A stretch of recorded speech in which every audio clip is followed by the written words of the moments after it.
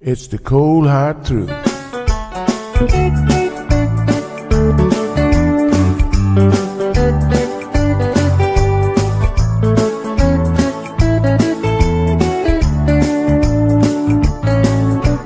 Everyone really want to know what's going on with her show. Just get on the air and you will know it's Sandra.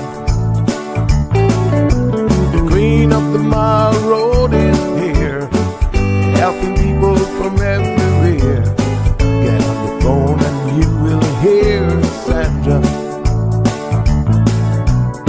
Now she will tell you how it goes, but don't you ever step on her toes, 'cause you will hear the cold hard truth from Sandra.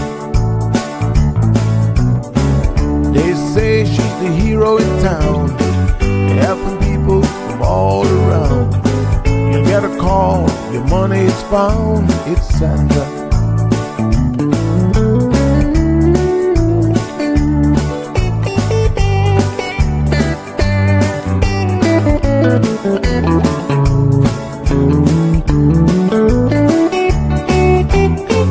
Some will call her late at night just to say that there is a fight, and she will not just leave it alone. She'll get up and call on the phone, and when politics starts on her show, everyone really wants to know the way the things will really go with Sandra. And some will start to criticize, get on the show and tell pure lies, but someday we'll realize it's Sandra. And when they start to argue again, she'll pull the heads to the wind, and soon you will be a friend with Sandra. 'Cause every day everyone wanna hear from Sandra. 'Cause every day everyone wanna hear from Sandra. 'Cause every day everyone got to hear from Sandra. 'Cause every day everyone got to hear from Sandra.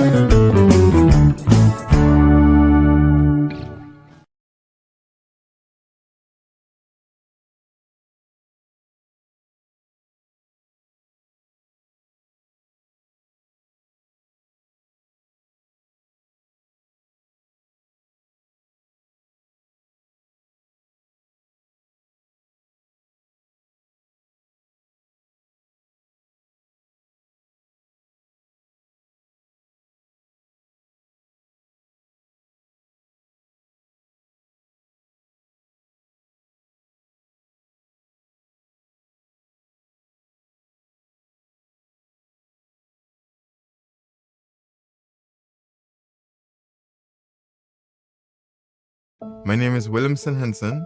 I'm from Thurston Caicos. I just completed my hip surgery and Health City through to National Health Insurance Board. I had a dirt bike accident. I hit really hard. I lost some teeth, some metal in my hands. I had metal on my right hand as well, on my left hand. Glass still remains on my knees, and I broke my socket bone, my hip bone. I broke the whole socket bone. And National Health Insurance Board gave me a call on my birthday. It made me cry, but I tried to hold my composure. It made me cry because I was waiting for 10 months. It was on a Wednesday, my birthday, and they say this Monday coming, you're going to Cayman Island to have a hip replacement surgery.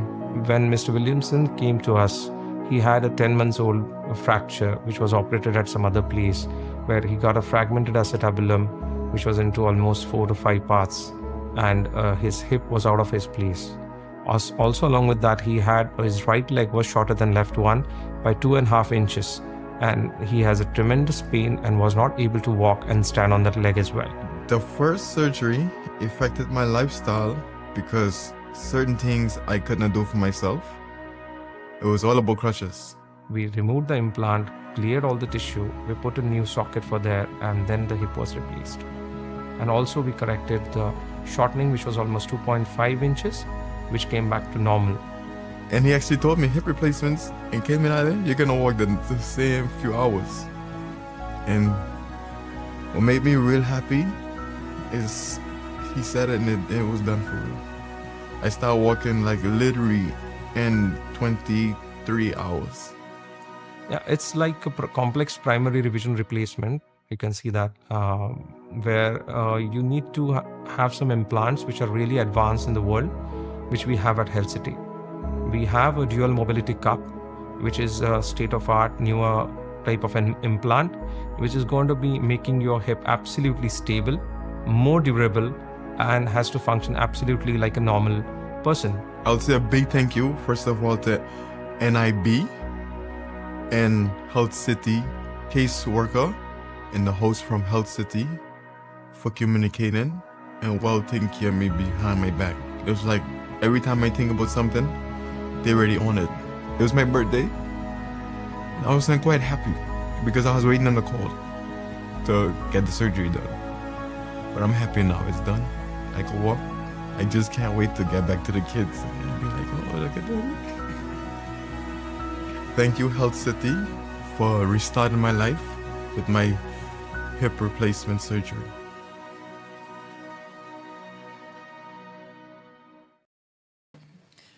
Good morning, good morning, good morning, honey child. Those stories are always so incredibly amazing. As someone who is 1 year out now, just shy of, just 1 year actually, from my knee surgery. Mine was not a knee replacement. It was just a, I guess, kind of keyhole surgery, laparoscopic type of event. But, I remain so incredibly grateful. I still have some degree of pain, which, as it turns out, it wasn't 100% the meniscus tear that was causing pain, but there was also cartilage damage there that needed to be sorted out. So when Dr. Naranjan saw that, he, did his best to kind of smooth some of that out. But if I sit for long periods of time, I definitely still feel stiffness in the knee. And so I got to keep moving. The more I move, the better I feel. But it's nowhere near the degree of pain that I was having. So trying to remember to keep it lubricated by moving it. And, just keeping as mobile as possible. That mobility is so important. But the quality of life when you're in chronic pain, we don't appreciate it until you have an episode. And there are literally some people who live in chronic pain their entire lives or for long periods of time. And I really feel absolutely horrible for them because it impacts everything in your life. It's not nice. So the takeaway is consult your physicians. They're orthopedic surgeons. I can only tell you about my experience at Health City has been very, very positive. And I was actually just thinking about Dr. Naranjan this morning because I've been having some pain in my elbow, honey child. Feels like tennis to elbow, except I actually haven't been playing anything. So I'm not sure what movement kind of has it, and it's like right in the elbow. I don't know if you've ever had that pain, but it's an uncomfortable pain, but it's also like weird at the same time because of where it's located. But anytime you flex the arm, you can definitely feel it. And so I'm monitoring it. It's not high grade. It's more of a low grade nagging pain. So I probably just need to take something to settle it down a little bit. I've been using my TENS machine. I put that on last night on it and just kind of massaging it and stuff and keeping a close eye on it and see what happened.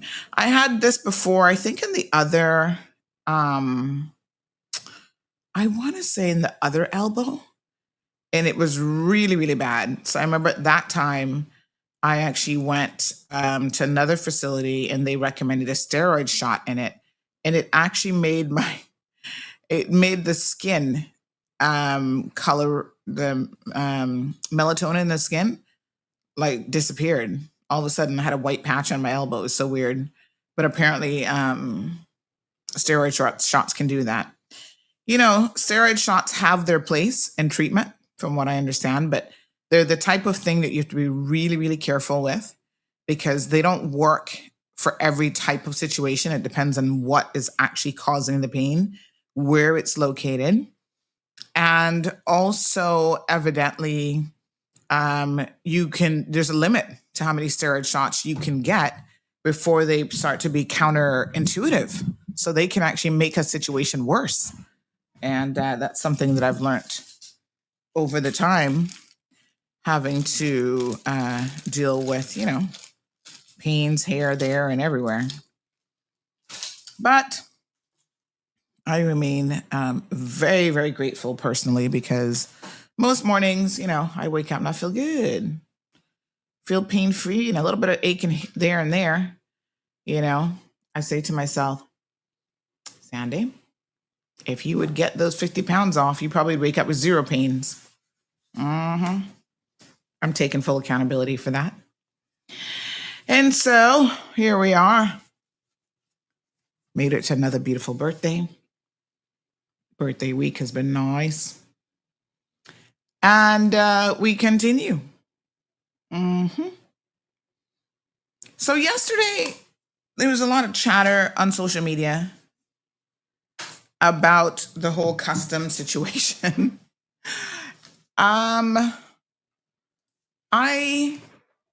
Listen, probably 90% of the people said that was news to them and they didn't know.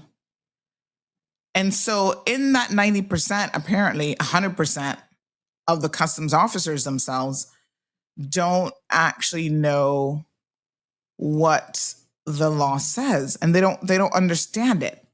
So they have actually been trained. Listen to this now.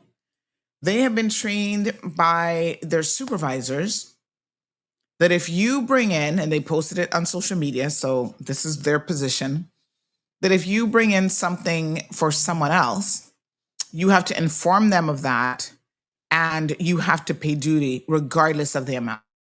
So if it's only $150 and you yourself didn't buy a single thing out of your $800, they expect you to pay duty on a $150 item is what they have been trained to do simply because it belongs to someone else.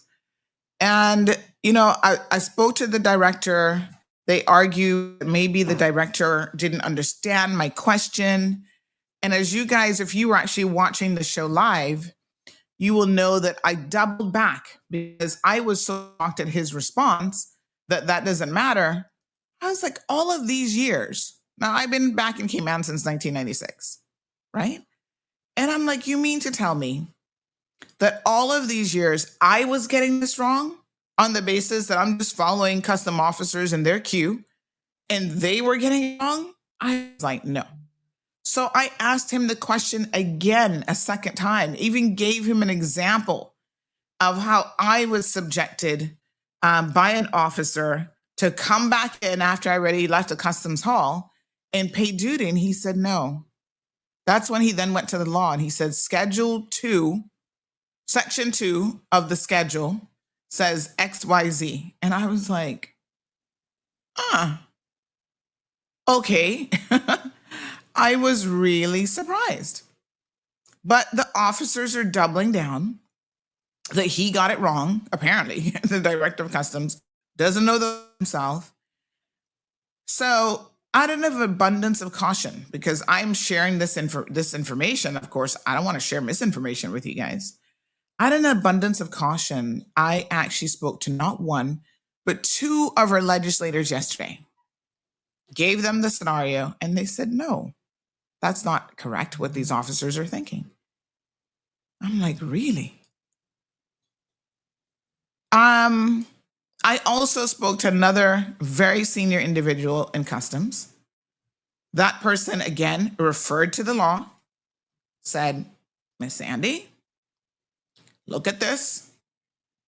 Here is baggage and household effects section of the Customs Tariffs Act 2026 revision, second schedule, page 355. They said the returning resident is allowed duty free up to now $800. During the summer months, they increased it $1,000. During the month of December, it's $1,000 for the little extra shopping for the holidays and summer breaks. And it doesn't say to break it up based on ownership of goods. So I don't know where they got this from. And I've certainly never really looked at the customs law in such detail. And so, yes, you can clear personal goods for somebody else as part of your allowance. And they're still saying no. So, oh, did I say melatonin? I meant melanin.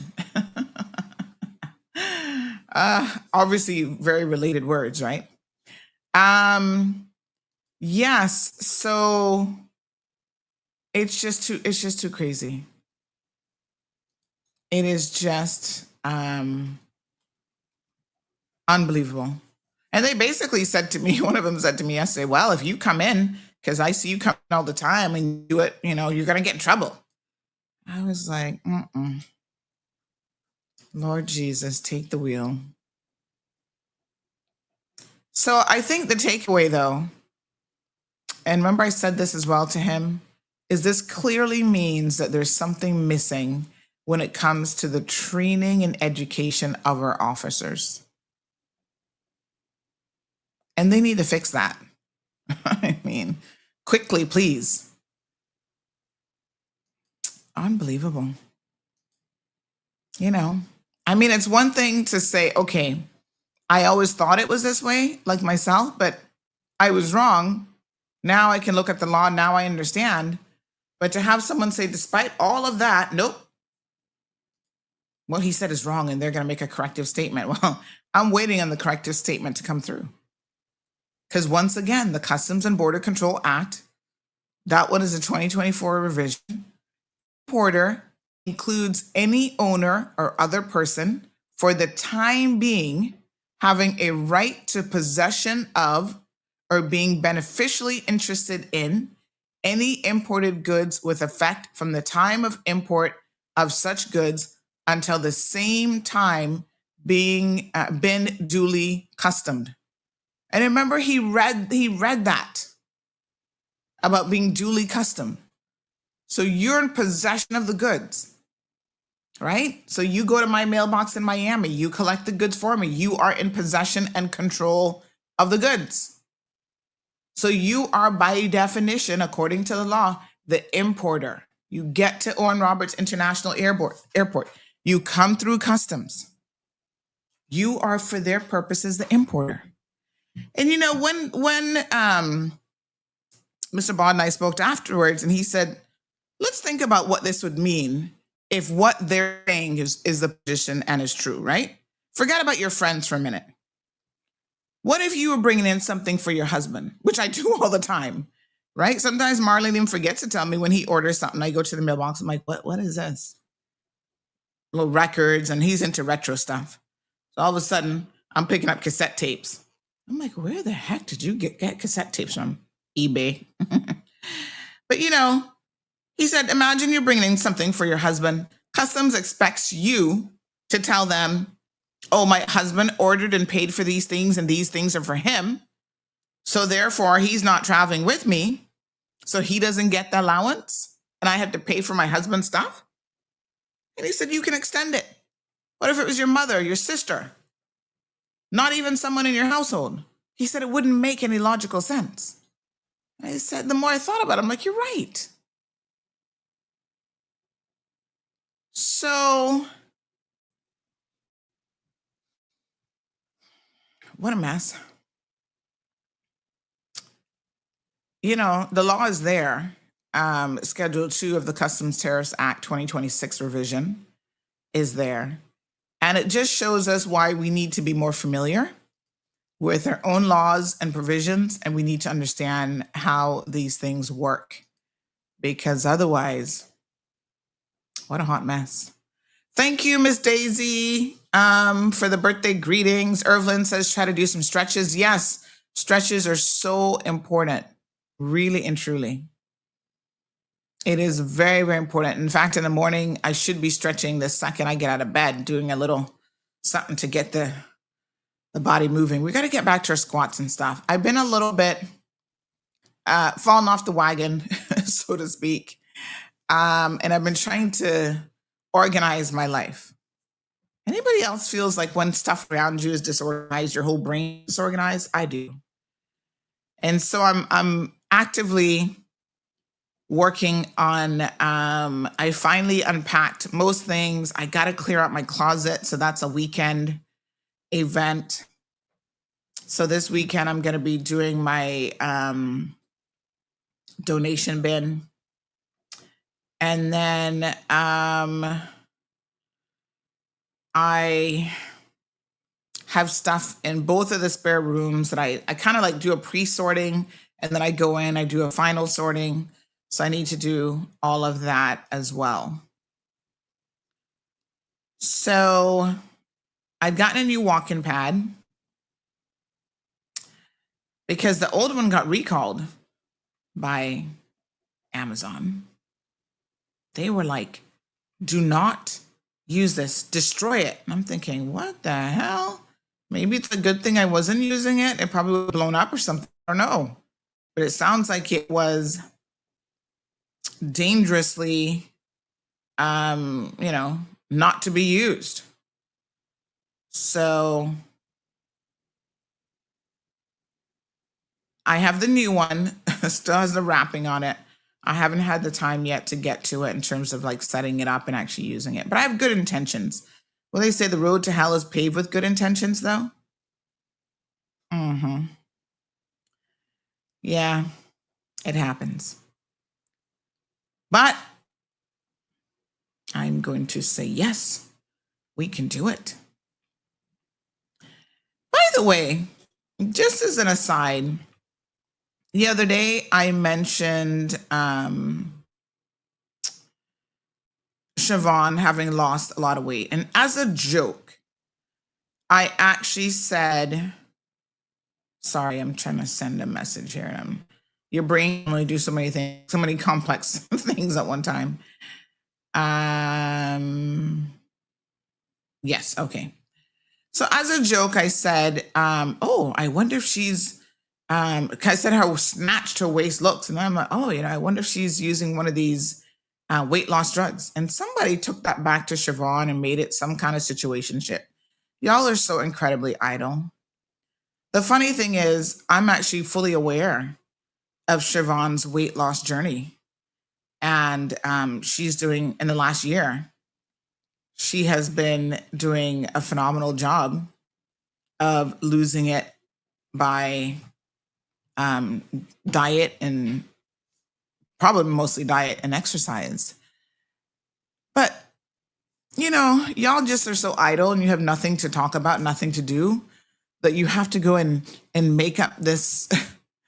If you know me, even from the show, and you know that sometimes I joke about little things like that. I mean, I literally laughed and I was like, it was just so funny. And then you got people up in their feelings about, is Auntie having a jab at these weight loss drugs and people have to take them? And I'm just like, calm down.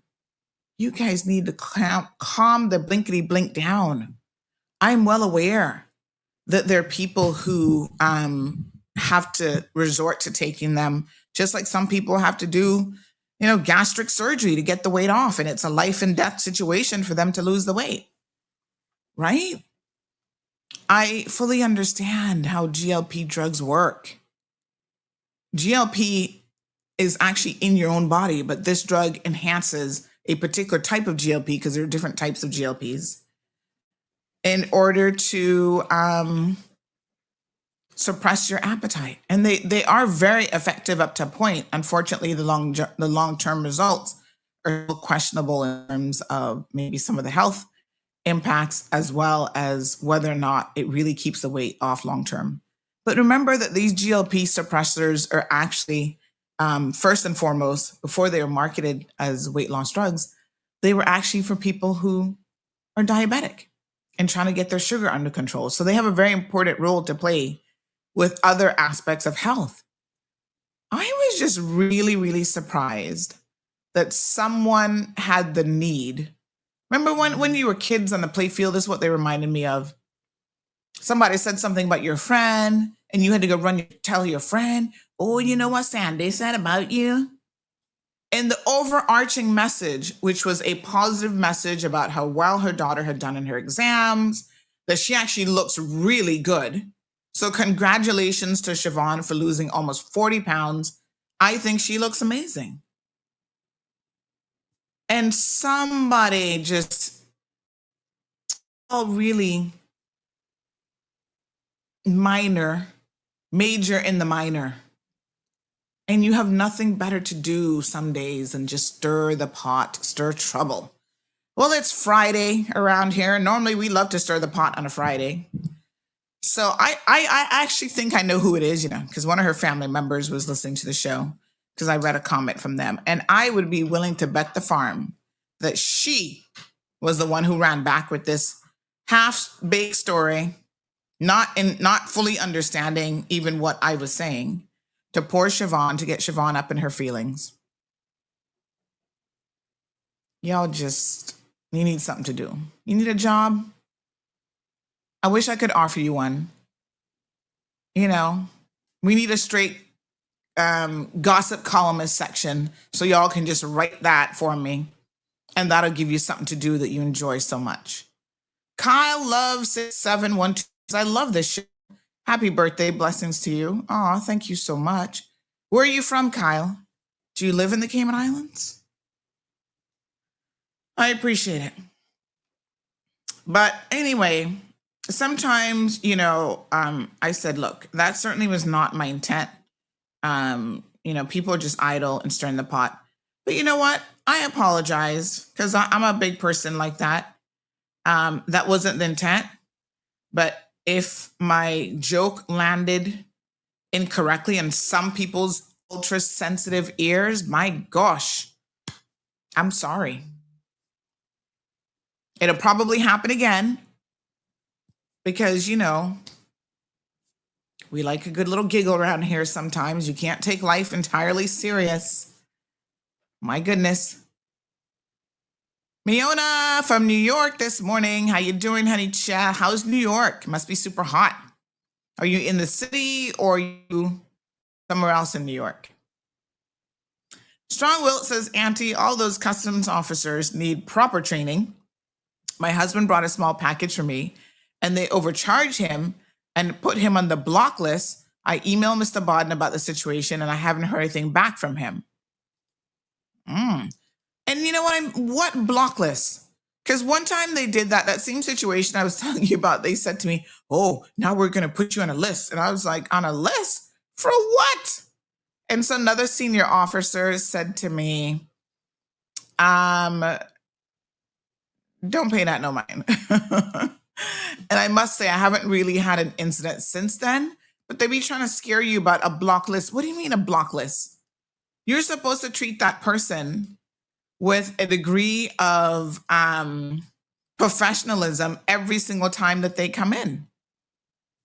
So I don't even understand what these officers be talking about.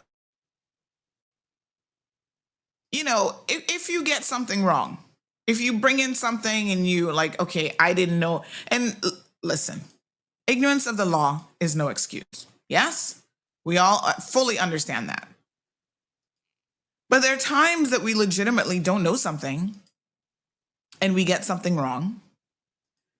And if there's no intent to deceive customs, there's no intent to, get away with something, what kind of list they think they putting people on? Like, I don't understand that mentality. That's wild to me. Banana Orchid says people forget that you still need to diet and exercise when using the injections. Absolutely. And that's how you, that is how you get to the point where it's more sustainable. Because if you never change your eating habits, there will be nothing, not even gastric, that is going to work for you long term. It'll take the weight off. And if you continue, I've seen people do gastric surgery. They looked great, lost 150 pounds. and then they put back 75 pounds. You have got to do your part. And that's why before you do something as serious as gastric, because gastric has a lot of side effects, right? They will actually, they're supposed to do a psychological analysis of whether or not you would be a good candidate for the procedure, because not everybody is a good candidate for the procedure. Perfect example, because his stuff is in the public, so y'all don't need to run back to McKeever Bush and tell him I was talking about him this morning, but he has had gastric surgery. He's talked about it. And, you know, at first he lost a lot of weight. Now look at him. I mean, I don't think he's as big as he was maybe in the beginning, but he's gained back a substantial amount of that weight. And you can't be drinking like you did before. You know, even overeating can physically make you sick. The absorption of nutrients and stuff from your food isn't the same once you've had a gastric procedure. There's so many things that your body does differently. And that's why for any decent physician, the gastric style surgeries are considered a last resort, because it really is life altering in a way, like physically life altering. So y'all will be fine, honestly. I'm just sometimes taken aback by how big people, grandparents, you know what I'm saying? They have the time and energy to be taken back a story. And I'm just like, what? Good morning, caller.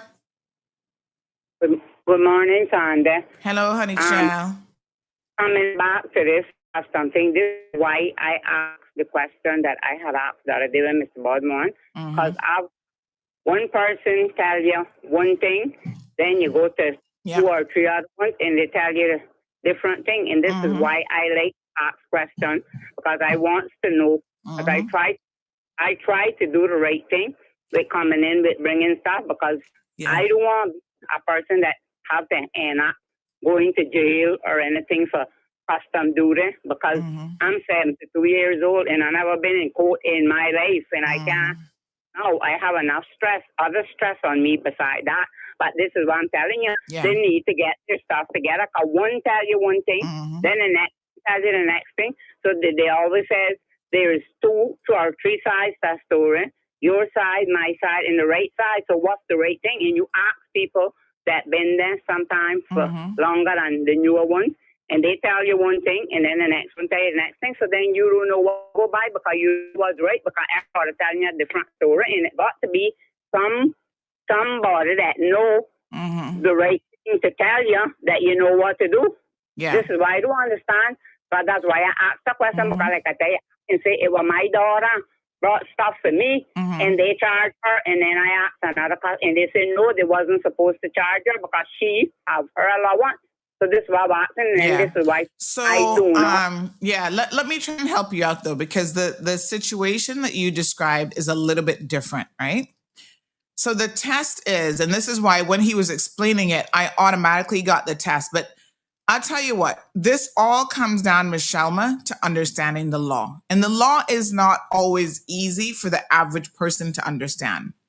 Because I've gone to law school and I have a law degree, right?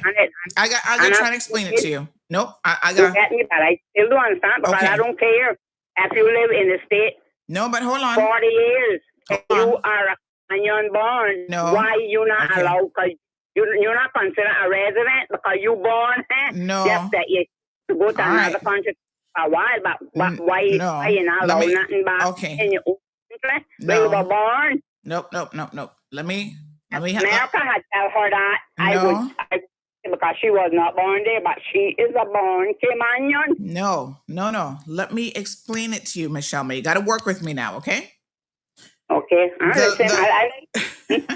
You got to listen. And I like to be corrected, but you understand I understand your frustration, but I think what's happening is just to me, it's stupid. All right. Well, it might be stupid, but this is the law, and it makes sense when you think about what it's based on, right? So I don't know who makes laws, because I do agree with it. I don't care who make it. But anyway, it's what it is. I'll listen to you. Okay. I'm going to put you on mute for a second. I want to explain it, and then you can have your thoughts. But if you keep interrupting me, I'm not sure they can really ever get it, right? No, I will listen. All right. Remember when, because sometimes you have to draw parallel examples, okay? Remember when we had a member of parliament from West Bay, what was her name again? Tara Rivers, running for office. And there was a question, a legal question that came up about whether or not she was resident in the Cayman Islands, right? Because that impacted her eligibility. It had nothing to do with whether or not she was a born Caymanian. So there are different criteria with legislation. One can be you get a right because, yes, you're a Caymanian by birth or legally as of right, or you have status or whatever. There's another criteria of residency. Residency does not care where you are originally from, okay? So the fact you are a born Caymanian has nothing to do with whether or not you are resident in the Cayman Islands. And believe it or not, there's lots of legislation that looks at residency. Even divorce, portions of the divorce family, I don't know what the proper name of the law is right now, but that deals with divorces, talk about people who are resident in the Cayman Islands for a certain period of time. Jurisdictional questions, right? So whether or not you can sue someone in a particular country often comes down to someone having residence in that country. So this question and the definition of what a resident is in English law, I'm not talking about just the Cayman Islands, but the entire English legal system has been one that has been defined very, very specifically, because there's lots of legislation, lots of things that have happened. And it's so, the person had to be resident in the country to get a tax benefit, to own land, to do this, do that, whatever, right? To acknowledge a marriage. And so the judges across hundreds of years have had to look at what does being a resident mean, right? And I can tell you that residency has nothing to do with your nationality. So yes, your daughter will be a Caymanian forever. And even the term Caymanian, I'm not going to get into the semantics, but technically there's no such thing as a Caymanian, but we use it, right? So she will be someone who was born in the Cayman Islands. That will never change. She will be a Caymanian. Her ability to be resident in this country, however, has changed. If she does not live here on a permanent basis, this is the general definition of what residency is, subject to some nuances, I will say, right? But if she does not live in Cayman on a permanent basis, she is not a resident of the Cayman Islands. I'm going to give you another example. Hold on. Because even in the United States of America, it's exactly the same thing. You know how I know? When I first moved back from the States, I had a green card, right? That green card is a residency card. When U.S., at the time, immigration realized that I was in and back and forth, and they said, wait a minute, you're out of the country for more than 6 months at a time. That's why when people have a green card, what do they have to do? They have to run back in the U.S. every 6 months and stay there within that period of time for a little bit of time to maintain their residency status. Because if you stay outside of the U.S. more than 6 months, the U.S. is going to say, you're not a resident. And in fact, they even said to me, you're not a resident. What is your intention? Because you don't need a green card in another country, right? If you're not intending to be a resident in this country, you do not need that green card. And the first go around, they actually have a process where you can apply for like kind of a temporary status. I forget what it was called. Every 2 years you applied for it and you paid a fee and you explained to them why you were living out of the country. So there's certain things that we accept don't necessarily break residency. Like if you're a student, and this is where Tara Rivers won her case. If you're a student and you are working or, being a student overseas and doing work experience, for that period of time, you're still considered a resident. So Caymanian students who are away at university, legally, we know they are still considered residents. If they continue after that, they find a nice American husband, they marry, they stay in the States, they are no longer residents of Cayman. So the legislation around your customs duty allowance talks about the eligibility criteria is you have to be a resident in this country.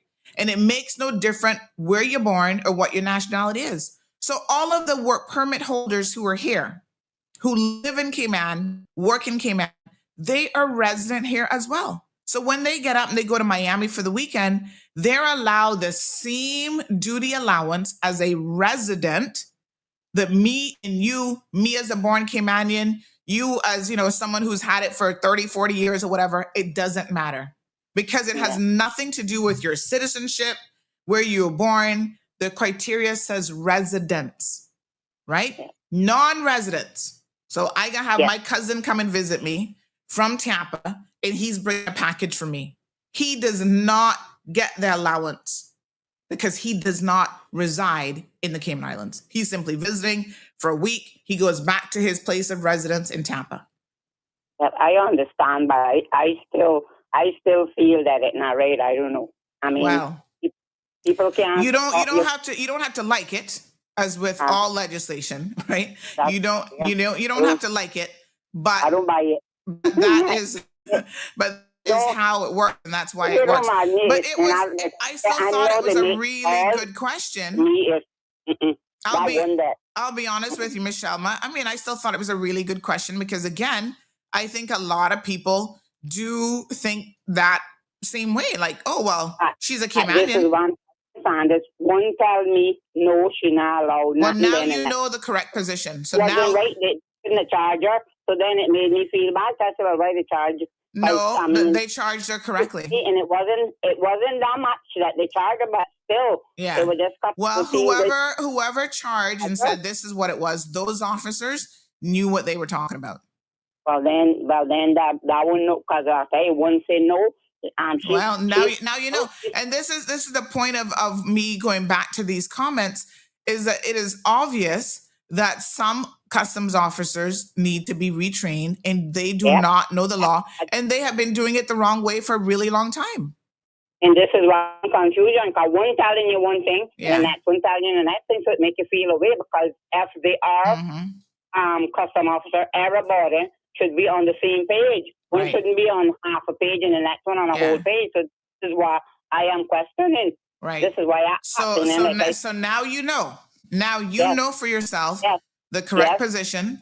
So if anybody tells you any differently, you can ask for a supervisor, right? Yes. But the position is, as a non-resident, even though she's a Caymanian, she should be paying. Yeah, because she's been living in the state over 20 odd years. Exactly. So I mean, and when you think about it from a logical perspective, Michelle, why would she be getting the benefit of a resident if she doesn't reside in Cayman? I mean, it is meant to encourage. And I remember one time that she still could have voted, and then I started to take her off the vote. Exactly, because she's no longer resident in Cayman. Yeah, she voted in the state. Yeah. So once they realize you're no longer resident here, it's the same. You lose your vote, you lose your duty allowance, you lose all sorts of things when you're no longer resident. I wasn't born in Tampa. She only went there to go USF, but after she finished, she just got a job and she worked, and then she just continued, and she got green card, and now she got passport and whatever. So she comes back and visit, but she don't really live here. So anyway, but now I understand. Like I say, I understand, but it's still, to me, it's still in my books. It's not right. I don't think it should be like that. But anyway, like I say, who am I to say whatever? I'm nobody. Then I consider me as nothing. So. I mean, it's important for, it's important to understand the why. Yeah. And like I said, the logic. I remember the reverse scenario, because I went to that's the only thing, that in a Stella Roberts case were the only two cases that I ever went to courthouse to listen to. And I remember her thing was up in that same courthouse. I thought where I get stuck in the elevator. Yeah. I didn't even want to go out in there because I remember that. Yes. All right, my darling.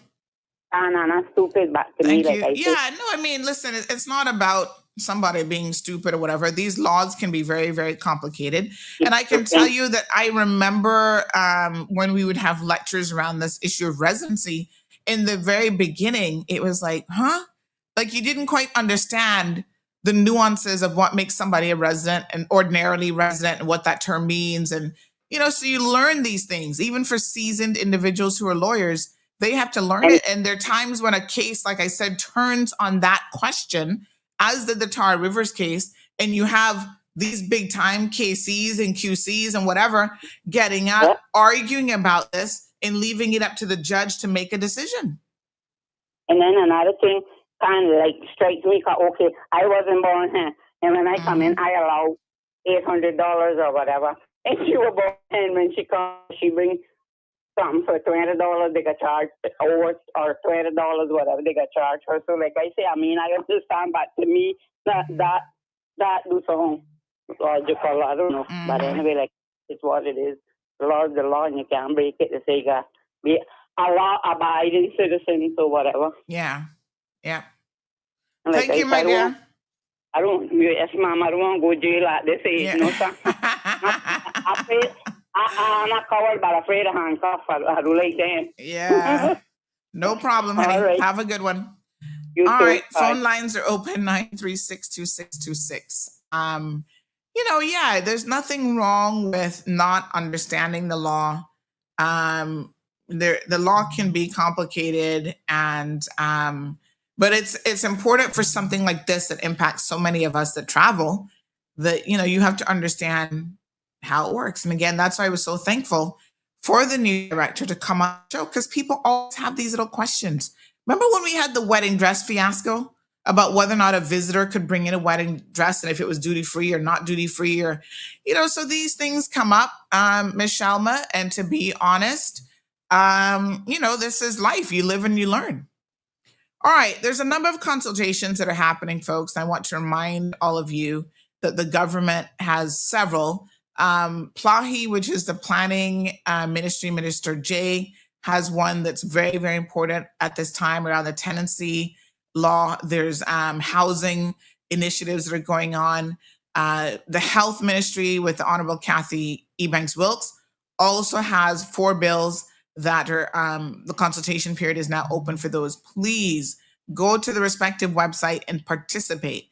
People sit back and they complain about how they don't have a say in their country. And when they have the opportunity to have a say during times like this, they still don't. Now is your time. The government is inviting the public to share their views on proposed changes to tobacco and vaping laws. The proposal aims to protect our young people, strengthen vaping rules, and address concerns about disposable vapes. We want to hear from parents, educators, businesses, and the wider community. The consultation opens on the 21st of August. Log on to publicconsultation.gov.ky to help shape the future of tobacco and vaping policy in the Cayman Islands. All right. So I really hope that all of you participate in that, as well as the other health-related bills also. Yes. Carib Guy says, Auntie Sandy's correct. Having lived in North Carolina and traveled back and forth over the years, customs charged me duty because I was not considered a resident, even though I'm Caymanian. Strong Wilt says, my husband is a resident, and they still overcharge every time he travels.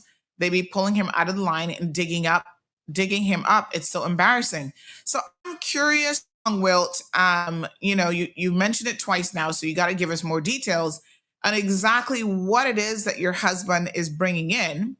And when you say they overcharge him, what is it that you mean by that? So are you saying that he should be getting a duty-free allowance and he's not getting it at all?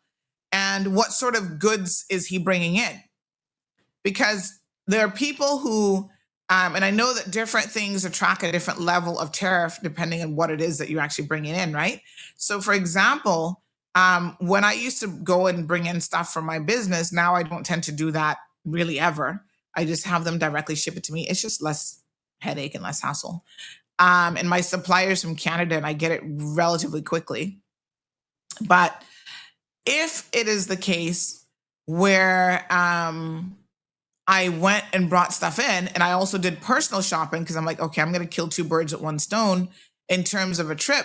What I would do is I would actually fill out 2 separate declaration forms, because for me, in my head, it got a little bit confusing trying to do it on one form. So I would do one for my personal effects and goods, and I would do one form for the business where I could show the business receipts, and because that was a totally separate amount of duty. And believe it or not, when you do stuff for retail, you actually get a discount from customs for retail goods. So it's cheaper than the regular, I think it's, don't quote me on this, but say, for example, the regular duty amount is like 22% or whatever on personal goods, most personal goods, because not everything that's the same rate of duty. The resale might be 20%. So it's actually less. And I had to provide them with my number, my, what's it called? Is it TRN number? Something number. I used to have it saved in my phone, actually. Hold on. Which is the number that is linked to, like they would have, for example, my my retail. Let me see here now. It's called TIN number, the customs TIN number, and I still have it in my phone. So if I bring anything in, I provide them with that number, and they're able to look it up in the system. They know that I have a proper license for retail, and that's how I do, for example, like my dash cams, the streaming devices, that sort of thing, right? And I pay duty on those items. And it's, dutiable, obviously, as a business, you have to pay duty. So anything retail. So I am a little bit curious to hear specifically what your husband is bringing in and what you say and how they are charging him differently, or overcharging him, as you say, for those goods. And even when you're bringing in something personal. So when I was doing the office renovation, again, that's not for resale. But there was a different duty, and I didn't even know that. And thanks to the officer who brought it up, I think it was that Michelle girl, to be honest, who is now, facing attempted murder charges. But she seems to have known her stuff with customs, because she said, I was bringing in some locks, and she said, I can't remember if it was her. I think it might have been her, but don't hold me to that. But whoever it was said to me, no, locks are actually a different rate, because it's building materials. So building materials, you actually get a cheaper rate of duty. So building materials are like, I think it's 15%. But that's why you have to tell them what's in your stuff, right? Because if I wasn't specific, I was like, oh, just all personal effects. If I didn't specify here, because I provide receipts. I'm like, here are my receipts. So when she saw locks, she's like, oh, you're bringing in locks? And I said, yeah, I'm doing a renovation project. It's not resale or anything, but I had like 12, 13 locks. And so she's like, okay, there's a different duty rate for these because they fall under the category of building materials. And I was like, oh, I didn't know that. So I actually saved money on the locks because it wasn't 20-something%. It was like 15% instead. So in the customs legislation, I'm sure it's in the schedule somewhere, there would be a full breakdown of all the different things that you bring in and what the dutiable rate is for those things. Like there's certain products that are duty free. So for example, if you go to Costco or Sam's Club or BJ's, I think BJ's is still around, and you purchase sanitary napkins, because they come in the big box, or tampons or whatever you guys are using these days. You purchase those in bulk to try and save money. Those are duty free. So you're not going to pay duty on that one item. But if you didn't actually put that on specify what's in your stuff, like I've got sanitary products, especially if they're not digging through every single bag and they don't see it, even if you go over, they don't know that, oh, you had duty-free items in there. Cameras are duty-free. And this is one of the things that I often forget. And I have paid duty on cameras, and I have also paid duty on leather goods because I forget. So one year, a couple years ago, everybody in my shopping list, I just went to the MK store and I bought everybody a handbag. All the ladies got a different handbag on my shopping list, a handbag or a nice wallet. So I did like the MK store. I did, what's the other lady there that had died? But she made nice, really, really nice bags as well. I can't remember her name now. Anyway, so I'll buy like, okay, this is the year for handbags. Everybody can get a handbag, okay? And I went and bought hundreds of dollars, this one for this one for that one. And I came in, actually paid duty on it. And then later on, I realized, wait a minute, leather goods, leather bags would be duty-free. Cameras are duty-free. So when I order my new streaming cameras, whether it's a dash cam or my little gimbal camera, I shouldn't be paying duties on those. Security cameras are duty-free, right? So when I get, and I bet the Ring camera actually falls under this as well, now that I'm thinking about it.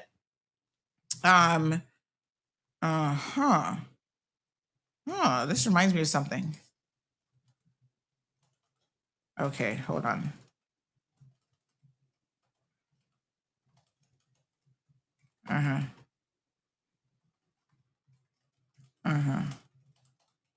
Okay.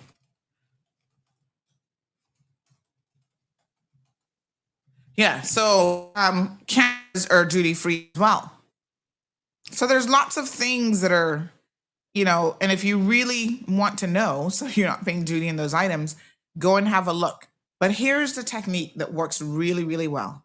Don't try to get away with anything with customs, right? Take it from Auntie Sandy.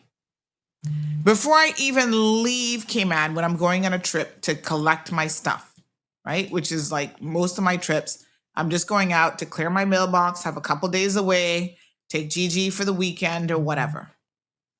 I will actually go and print off my receipts out of Amazon before I leave, have everything ready to go. Certain types of books are duty free. So I print it.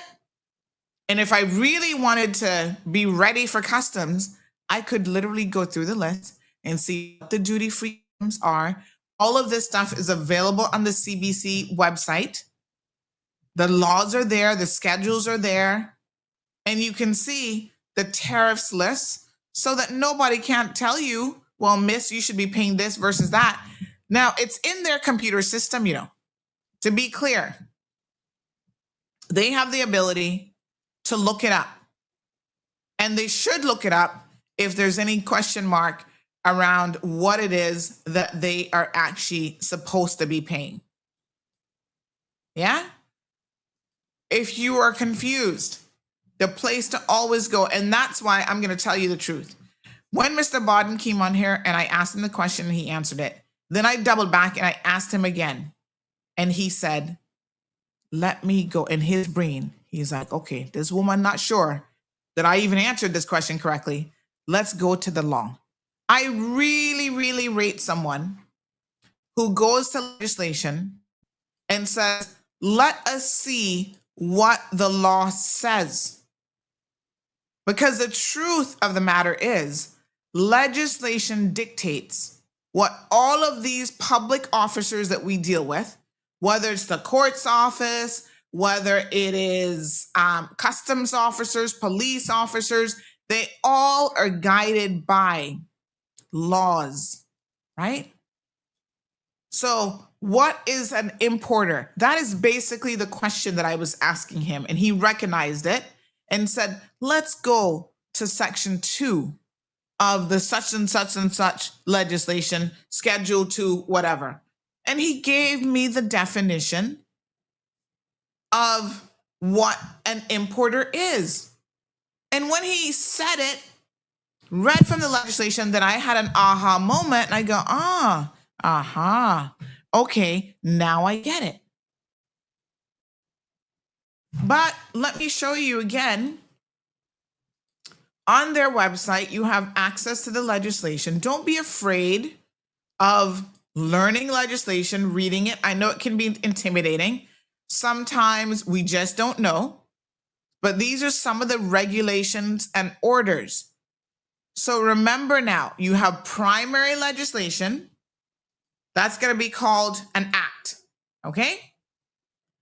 And so the acts are the piece of primary legislation. Then you have secondary legislation, which basically supports the act. Let me show you the list that's on their website so that you can see what I'm talking about. They've done a really good job of having legislation here. So these are all of the acts that they say have something to do with Customs and Border Control, right? Advanced Passenger Information Act, the Animals Act. So of course, if you were importing animal and livestock, I'm sure that's the one that you'd look at. Customs and Border Control Act, that's like the primary piece of legislation that deals with Customs and Border Control. Then there's a Customs and Border Control Amendment Act 2025 revision. There's the Customs Tariff Act 2023 revision. Now, I'm willing to bet that this is the piece of legislation that has a lot of information about the tariffs. What do you pay for what? Okay, let's have a look. All right, I'm going to show you guys what I mean. So right away, I figured to myself, as someone who has looked at a lot of legislation in my life, it would make sense that this would be the document that talks about what you pay for what. And sure enough, it is. By the title alone, it makes sense. Customs Tariff Act. You know, tariff means tax, basically, right? So here are all of the things that you could potentially bring it in. There's animal products in Section 1. Section 2 is vegetable products. Section 3, animal or vegetable fats and oils. And their cleavage products, prepared edible fats, animal or vegetable waxes. Section 4 has to do with food stuff, prepared food stuff, beverages, spirits, vinegar, tobacco, and so on. Section 5 is mineral products. Section 6, products of the chemical or allied industries. And it goes on and on and on, plastics, rubber, and so on. So this now, Section 11, textile and textile articles. So this is what piece of legislation tells you, once you get out of the definition section, what things are going to be. Okay? Horses, purebred breeding animals, no duty on horses. I never knew that. Never even thought about it, to be honest. Then they have other, 17%. Purebred breeding animals, cattle, no duty on cattle. Other, and I don't know what other would be. I mean, they'd have to give me an example, but I have no clue. 17%. You got swine, pigs, live swine, they call it. Purebred breeding animals, 0%. Other is 17. Do they mean by other that there is some hybrid pig that you could be bringing in that isn't a purebred? I mean, I don't know. The next time Mr. Bodden is on, we can certainly ask him this question because I'm just curious on what would fall under the 17%, an example of that, right? Then we have live sheep and goats. Interestingly enough, you pay duty on goats and sheep, apparently. Live poultry of the following kind: chicken, ducks, geese, turkeys, and guineas. What kind? Guineas? What's a guinea as a poultry? I need to see what one of those looks like. No tax on that.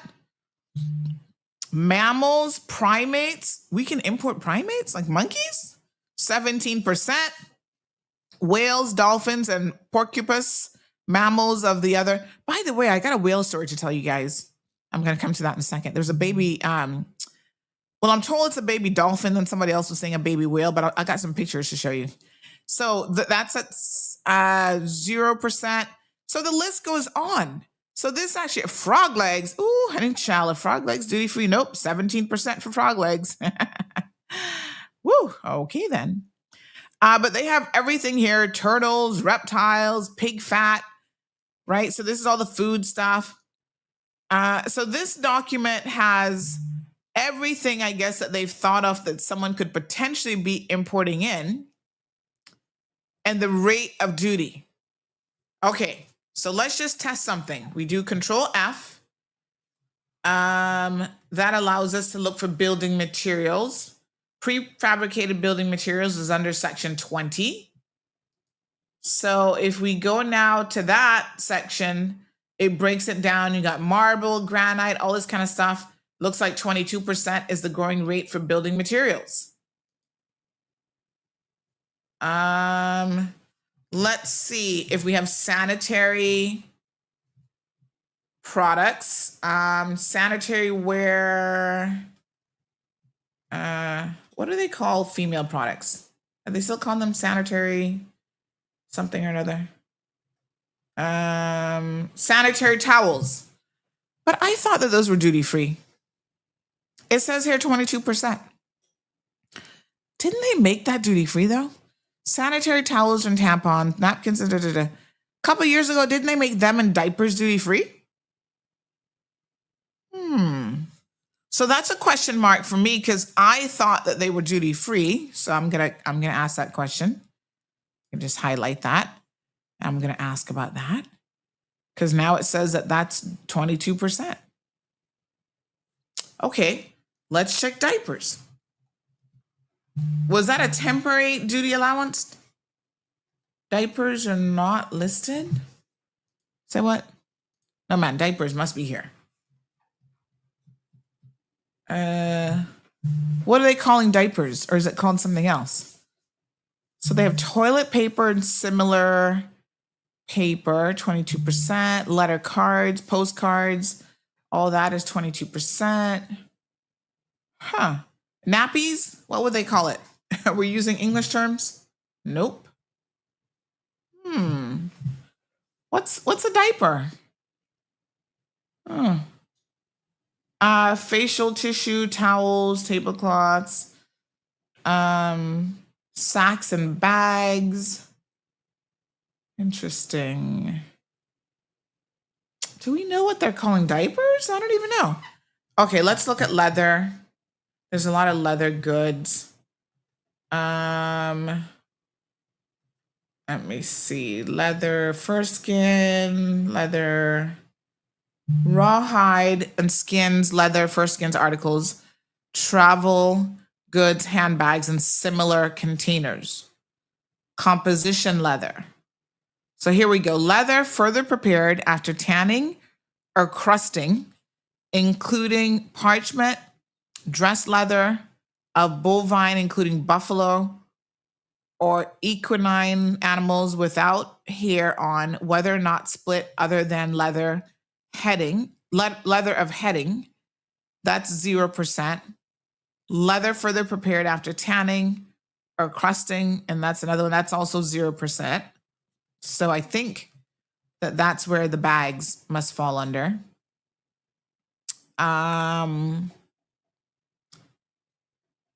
And I think the thing with it has to be real leather. So if you're bringing in something that is like the fake leather, that is subject to a dutiable amount, believe it or not. Yeah. All right, let me look up cameras. Let's see, cameras, digital cameras, mechanical, domestic appliances. Okay, so digital cameras, television cameras. I don't know what a television camera is. Still image video cameras and other video camera recorders, digital cameras, transmission apparatus. So they say that those are radio telephony, radio telegraphy, radio broadcasting, or television, whether or not incorporating a reception apparatus or sound recording.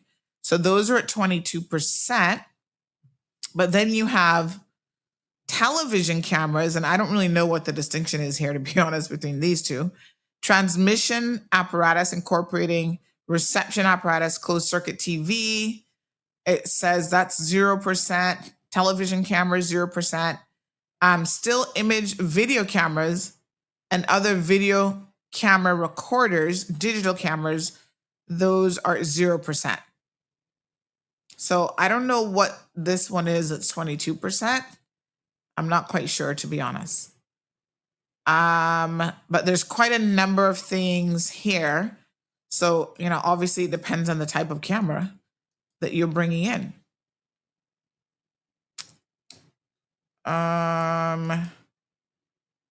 So this section here, optical fibers and optical fiber bundles, and then it talks about 4 cameras, that's 0%. This is another camera area, photographic, other than cinegraphic, cameras, photographic flashlight apparatus, and flash bulbs other than discharge lamps, blah, blah, blah, blah. Those 0%. Instant print cameras, 0%. Other cameras, 0%. So, you know, you kind of have to go through it. But generally speaking, most cameras fall into the duty-free category. For film or less than 16 millimeter wide, or for double 8 millimeter film, I mean, they go into a lot of detail in this piece of legislation. For projectors are not duty-free. The point is, it's all here for you, honey child. That's the beauty of the law. So you have the act being primary legislation. Then you have supporting legislation, which is in the regulations. So sometimes the question that we're looking for is in regulations, and regulations are easier to change than acts. And, you know, if you know what the bonded warehouse is, that's like the liquor and cigarette stuff and how all of that works and how they, you know, import those goods and so on and so on. Visa entry and landing. You have the custom tariffs amendment of Schedule 2 order. So the legislation's here. Don't be afraid to just sometimes go in and have a look at it. See what your legislators are putting in the law. It's important.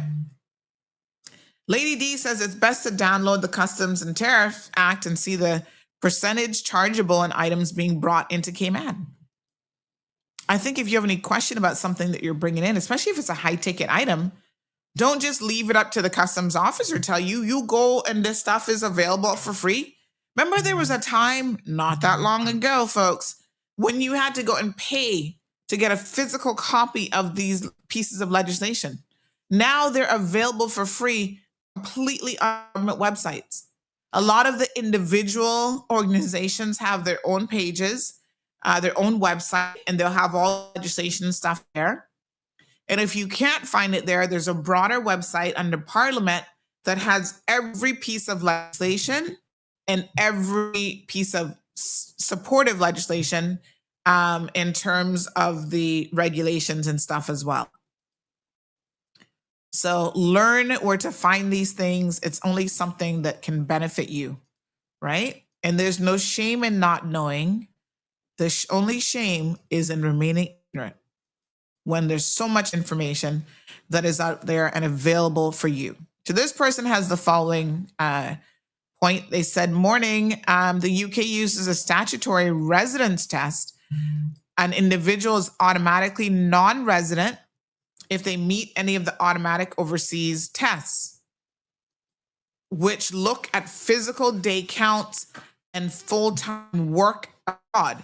To be classified not a U.S. resident is where you live and work full-time abroad, averaging at least 35 hours a week with no significant breaks, and you spend fewer than 91 days in the UK and work fewer than 31 days in the UK. So in Cayman, if the individual holds no active work permit, no permanent residency certificate, or specialist residency stamp, then obviously they would not be considered a resident. And to this person's point, there are people who are very, very, somebody said if it'd be disposable diapers, but it's not finding the word diaper at all, which is weird. Let me look up disposable. So we have non-woven disposable apparel designed for use in hospitals, clinics, laboratories, or contaminated areas. That is 22%. Disposable briefs. Maybe it's this. This could be the section for Pampers, for diapers. So disposable briefs and panties designed for one-time use.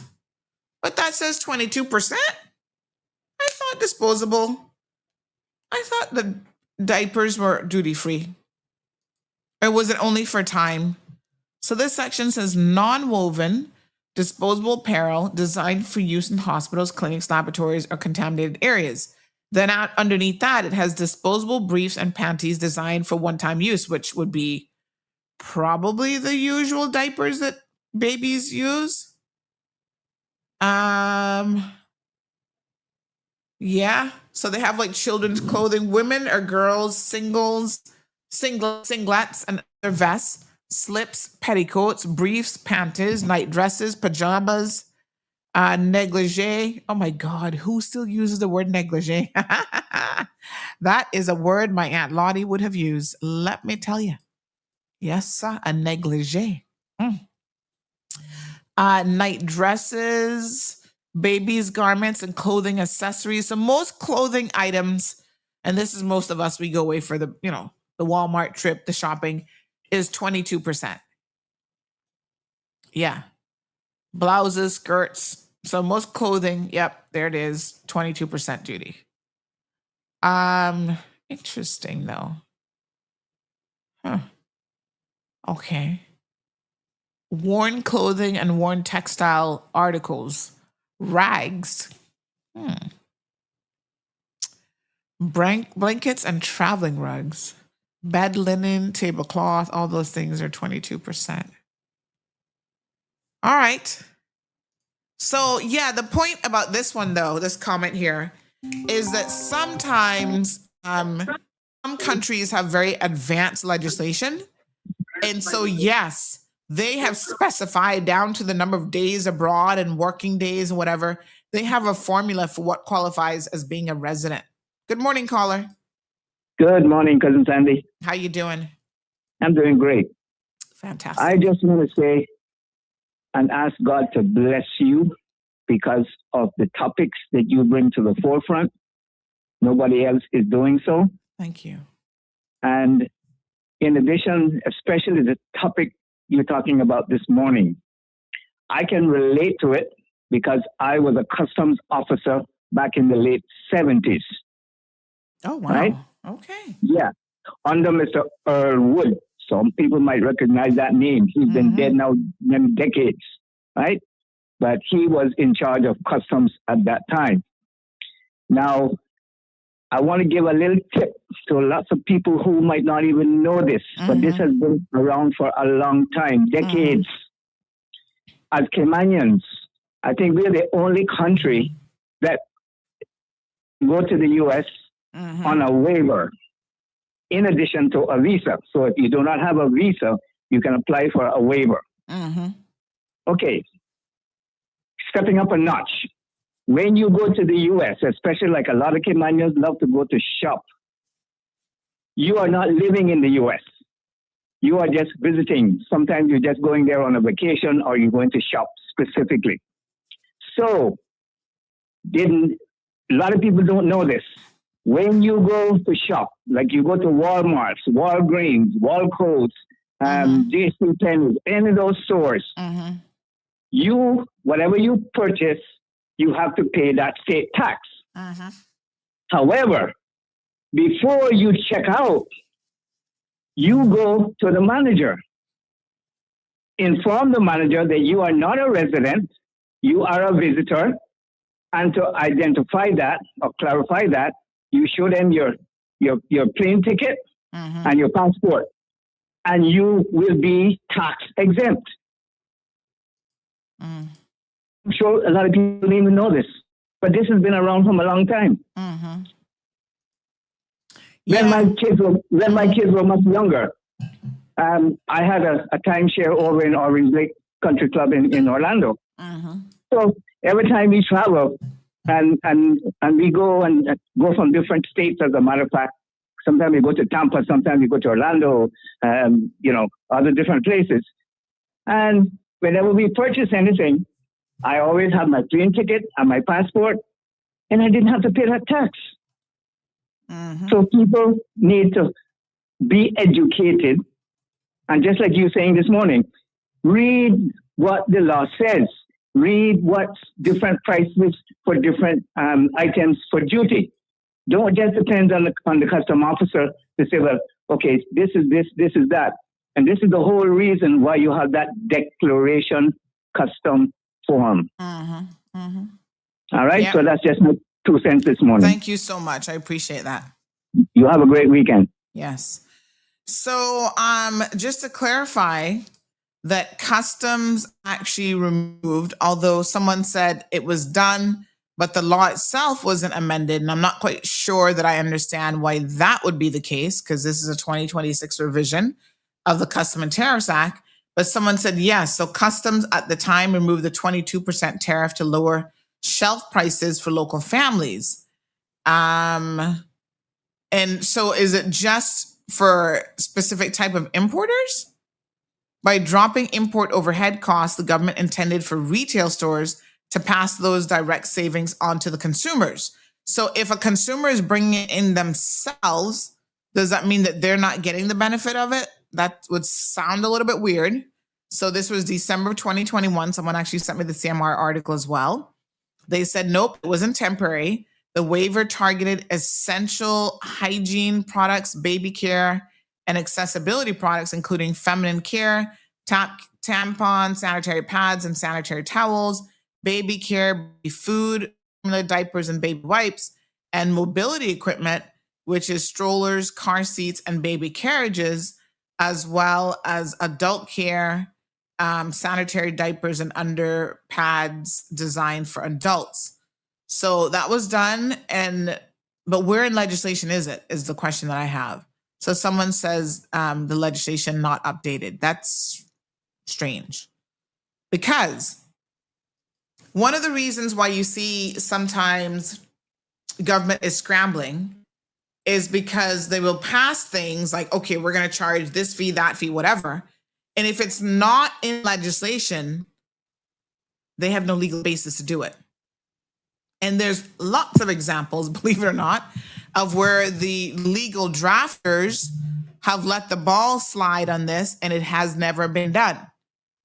Remember the argument that C3 brought against ERCO off-reg and fees and that sort of thing? If my memory serves me correctly, let me just go and have a look because I don't want to misspeak this morning. The legal argument that C3 was making is that the government, although they said they had these fees that they could charge, had not put it in any regulation or any kind of legislative framework that actually gave them the right to do so. So this is a recent lawsuit from last year, November. C3 sued, then Logic and Flow, after they saw what C3 did, they're like, oh yeah, we can sue as well. So there's a grand court ruling that off-reg lacked the legal authority to collect both a 6% royalty fee based on quarterly revenue and regulatory fees from ICT service providers. So C3 were the first one to challenge it. And you can go back to this decision, August 2025 ruling in the King versus the Utility and Competition Office. It handed Infinity Broadcast Limited, which is trading as C3 Pure Fiber, a significant victory, finding that off-reg had been collecting fees without a proper legal foundation for years. Now, let me say this. They're not the only legal entity that has run afoul of this type of legislation. And what happens when people are not prepared to challenge government legally is, well, it slips through the crack. Is the government purposely going out there trying to charge us fees and steal money from us? I'm not going to go as far as saying that the intent is there. What I'm going to say is the slackness is there. So they pass it, we're going to have these fees, whatever, and nobody codifies it at all. And you can't do it that way. So at some point, C3, bless his little heart, Randy Marin, you're not taking his money without doing it the right way. And he sued them, right? So back in December of 2024, Cayman's Court of Appeal granted C3 leave to challenge the ICT licensing fees. And they sure did. This has been going on for years now. Because at first in 2023, the court found that C3 was liable to pay fees to off-reg. And they weren't done. And so they said, They've been complaining about this since at least 2021 or even before that. So they turned around, they took it to the Court of Appeal. The Court of Appeal says, yes, you get leave to apply. And then they took it back to Grand Court in September 2025. We had a decision. The court ruled that OFREG lacked the legal authority to collect fees from C3. So sometimes you can't, the lower courts get it wrong, and you say, oh, no, honey child. Court of Appeal, here we come. The average person doesn't have sometimes the resources or the knowledge to challenge government. And this is why it is important when people who do, hats off to C3, challenge government and win. Because now government should be thinking about what other pieces of legislation have we done the same thing where we're charging people's fees, but nowhere in the law does it give us the legal authority to do so. And I can't remember, but I know for sure this came up with someone recently that I was talking with. And there was other areas too, where they were charging people fees and don't have it codified in law, so they can't do it. So this decision is not just a win for C3, but this is a win for everybody who has ever had to pay government fees, that if it doesn't say so in the law, they can't charge it, whether it's business licensing fees or whatever. So, having said that, I want to talk about as a segue that there is actually another area that somebody needs to challenge the government. At this point in time, right now, Minister Miles's ministry has decided that they are only going to allow printed media to have the right to run. In fact, they said that people must advertise in printed media in order to be able to qualify under the immigration law. I have it under very good authority, right? The law does not actually say printed media. It says local newspaper. And so his insistence that it be printed media has forced publications who never intended to print, such as Paul Biles's new publication, to now incur the cost of having to print because the ministry says this is how it's interpreting the law. And I can tell you that I think this is a very clear-cut situation. And this is the danger of electing people who, number one, don't know the law themselves, and number two, obviously don't care. Because you would get a legal opinion. This is a point of contention. What they should have done is they should have gone to the Attorney General's office and get a legal opinion on this. But I bet they already know that the law specifically says local newspaper. And you can't define in this day and age a local newspaper as just printed media. Because you're licensing people through your licensing regime to have completely online media. So nobody's going to argue that Cayman News Service isn't a local newspaper. But because they don't print, they can't have a section of their website where people can advertise jobs on.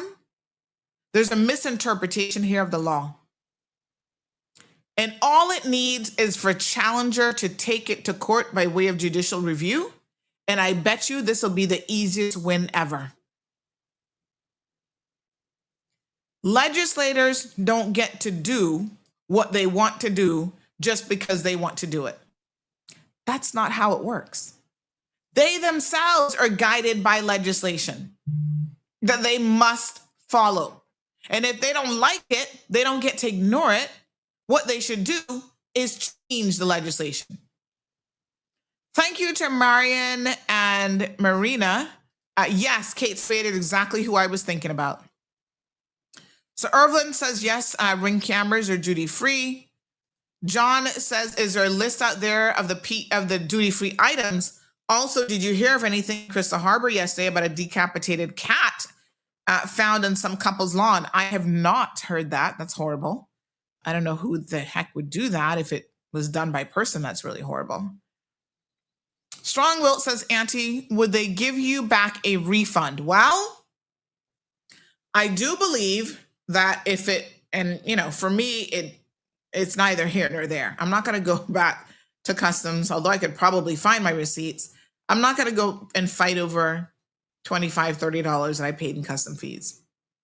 God knows they need the money because government needs the money, right? So I'm not perturbed by that. But if you are, and you believe you have wrongly been assessed customs duty, I think that you should be legally entitled to a refund. So find your receipts. I don't know if there's a period of time in which you would have to bring this up. It would probably be reasonable period of time, so you can't go back 5 years ago. But if it was more recent, then yes, I said I would bring it to the collector of customs, who is the director. I would certainly bring it to his attention and request information on how you can proceed with a refund. Aliano says the long and short of it is people just feel like their business, their personal items shouldn't be charged. Well, that's why they give you an allowance. So Jerry, Pampers is a specific brand. So I would have thought it would have been under diapers, but it's not. I think we found it, but it's not termed how I would have called it. But I do realize that some of the wording in here is a little bit, not the most modern wording. So they probably haven't updated the wording and how they describe things in quite some time. So I think it might be this disposable briefs and panties designed for one-time use. But briefs is not what we call things for babies. Those are adults, I think. So I'm not sure. But I'm going to double check. Selena, good morning. Yeah, Jonathan says Pampers is a brand, not a specific product. Morning to Miss Romelia. Faith and Hope, good morning to you.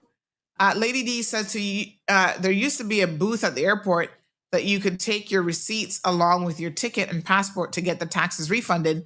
Not sure if it's still at the airport in Miami. Oh, yes. So that last caller mentioned this. And I have never done this whole tax-free thing that he's talking about. Not when I go there to purchase. I don't really have time to be honest in most instances. I'm not bothered. Listen, the U.S. collect their taxes. It is what it is, right? But normally they do it at the port of exit, not within the stores themselves, because they have no way of knowing that you're really leaving the country with those goods, right? But the airports normally have a section, as Lady D says, where you can go and get your taxes refunded. I have never done it. When we do some of the chamber trips, they do tell us the same thing. If you want to get your tax-free thing, whether you're in South Africa or wherever, you can go here and you pay it and they'll give you the country tax back. I don't bother. I'm like, listen, I'm in your country. If you're going to charge me a low percentage on goods, I just pay it. That's my cost of doing business in your country. But did you know, stick a pin, because this is important. When you come back to Cayman and you put down the value of your items on customs paperwork here, you're not supposed to include the tax. And that could be a substantial amount. When you go buy clothes, you're paying $30, $40 in tax, 4 or 5 different stores. You don't include that in what you're declaring. So your allowance amount is supposed to be tax-free. Some of y'all might be including the tax and therefore you're not getting the full allowance that you should be. So think about that, because that's one way to make sure you're not double paying for it, essentially. You're not paying the tax like twice. And there was something else I was going to tell you about that when you're looking at filling out your forms. But anyway, good morning, caller. Good morning, Sandy. Morning there. Can you look at the custom hack when it comes to discounts? For instance, I think I was told that custom only recognize, I think it's 10 or 15% discount. Yeah. For instance, you go to Home Depot and they have an item and get 6% discount on it. Mm-hmm. What does custom charge you when you come in? You know what? That's a question that I am going to say the next time he comes on, I actually want him to answer. because I think he's going to be able to give us the nuances. Because remember, customs officers do have a degree of discretionary power as well. And so I want to hear this from the director's mouth. So I'm going to jot it down as a question the next time he's on that we're going to ask him. Okay? Okay, thank you. Because yes, you're right, because they've said this to me as well. Sometimes you get things from like a particular manufacturer, whatever, and they will give you a substantial discount. And if customs sees that discount on there, they said, well, you can only get the benefit of like so much. But I want him to explain that, because I suspect that there are some nuances and stuff in there. I've hardly ever had a problem with it. Like if I'm at a retail store, listen, if that was the case, they would be nitpicking on a lot of stuff, right? Because if you go to Marshall's, you know, you can get an item that originally might have been $50. Now you're paying $9.99 for it. That is a significant markdown. And I've never had them nitpick on anything like that. Like sometimes, you know, you go to, what's the store called again? JCPenney's, and they have their, you know, JCPenney Day, and they have these coupons.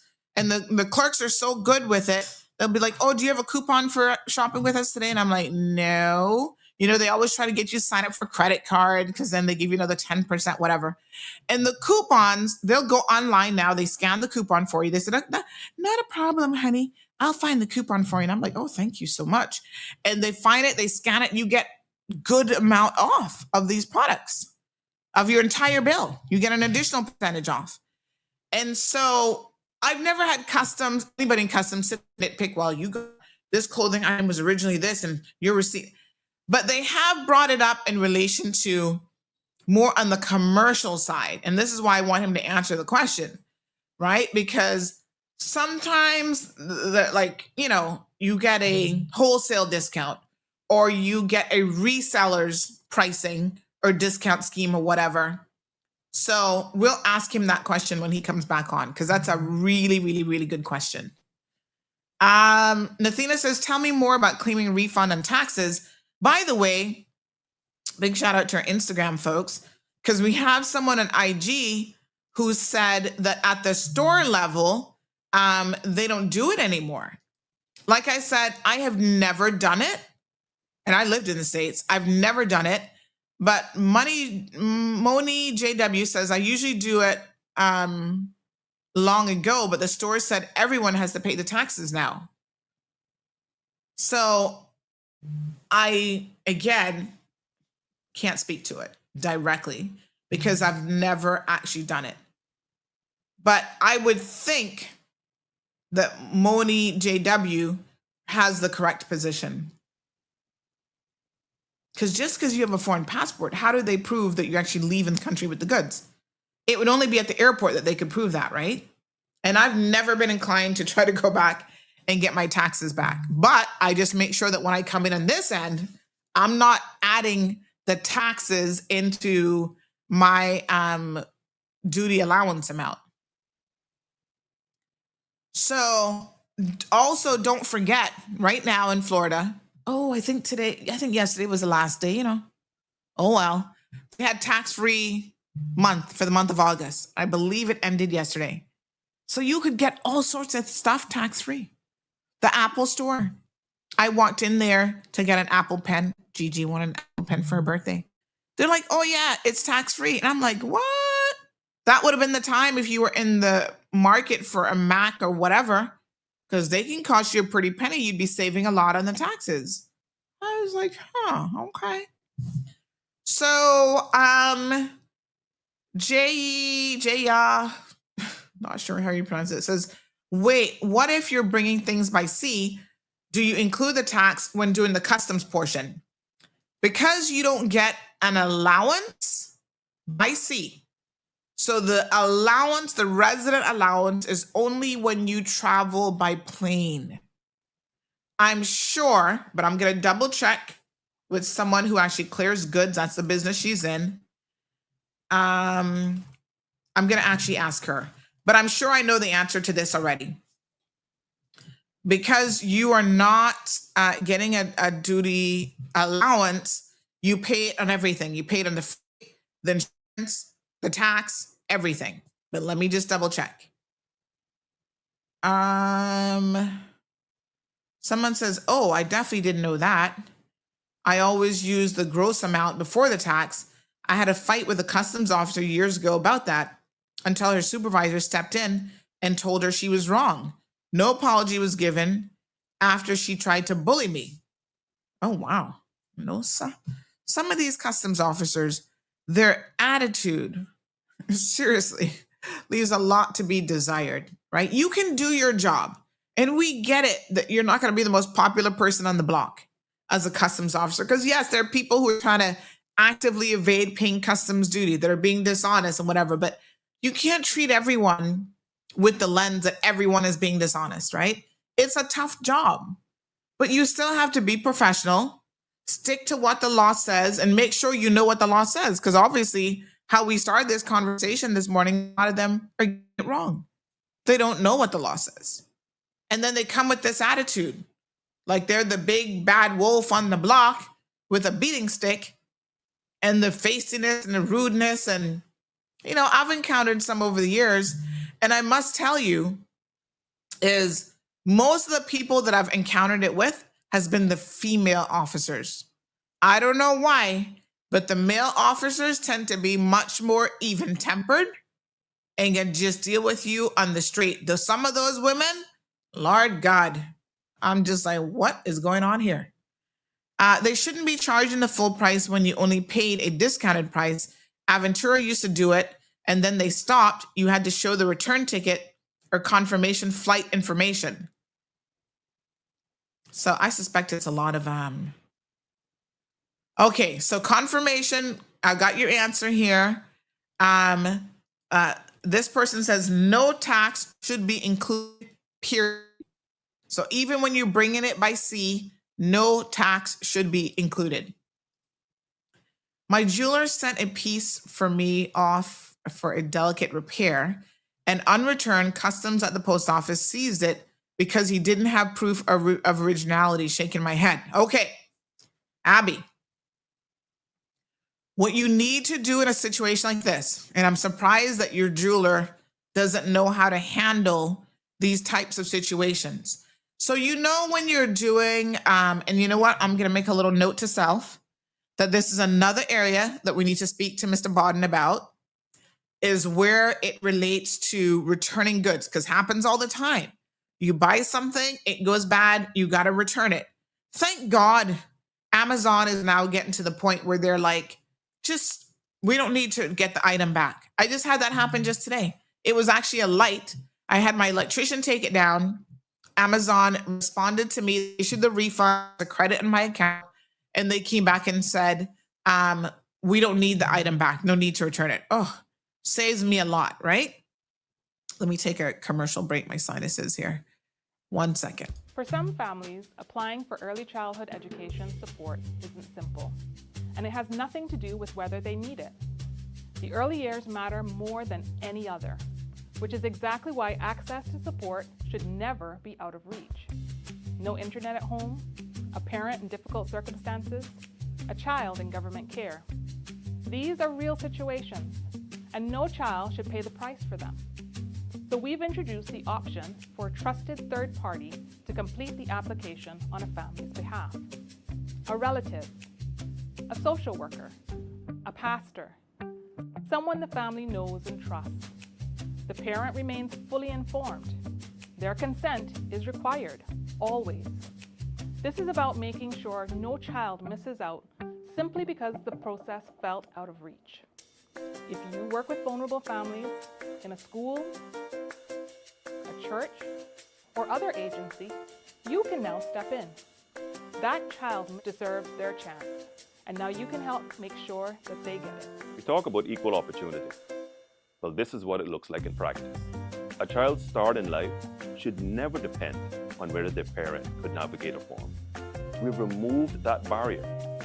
If you need help applying, or you are in a position to help someone else, use the third-party application option. Visit us at moeapplications.gov.ky and begin the process today.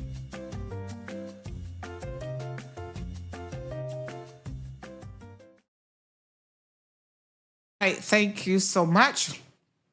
So let me just address this point, because I think this is a very, again, important point that Abby brings up. And there's a way to handle this, Abby. And I just did it, in fact, 2 weeks ago when I came back from my trip.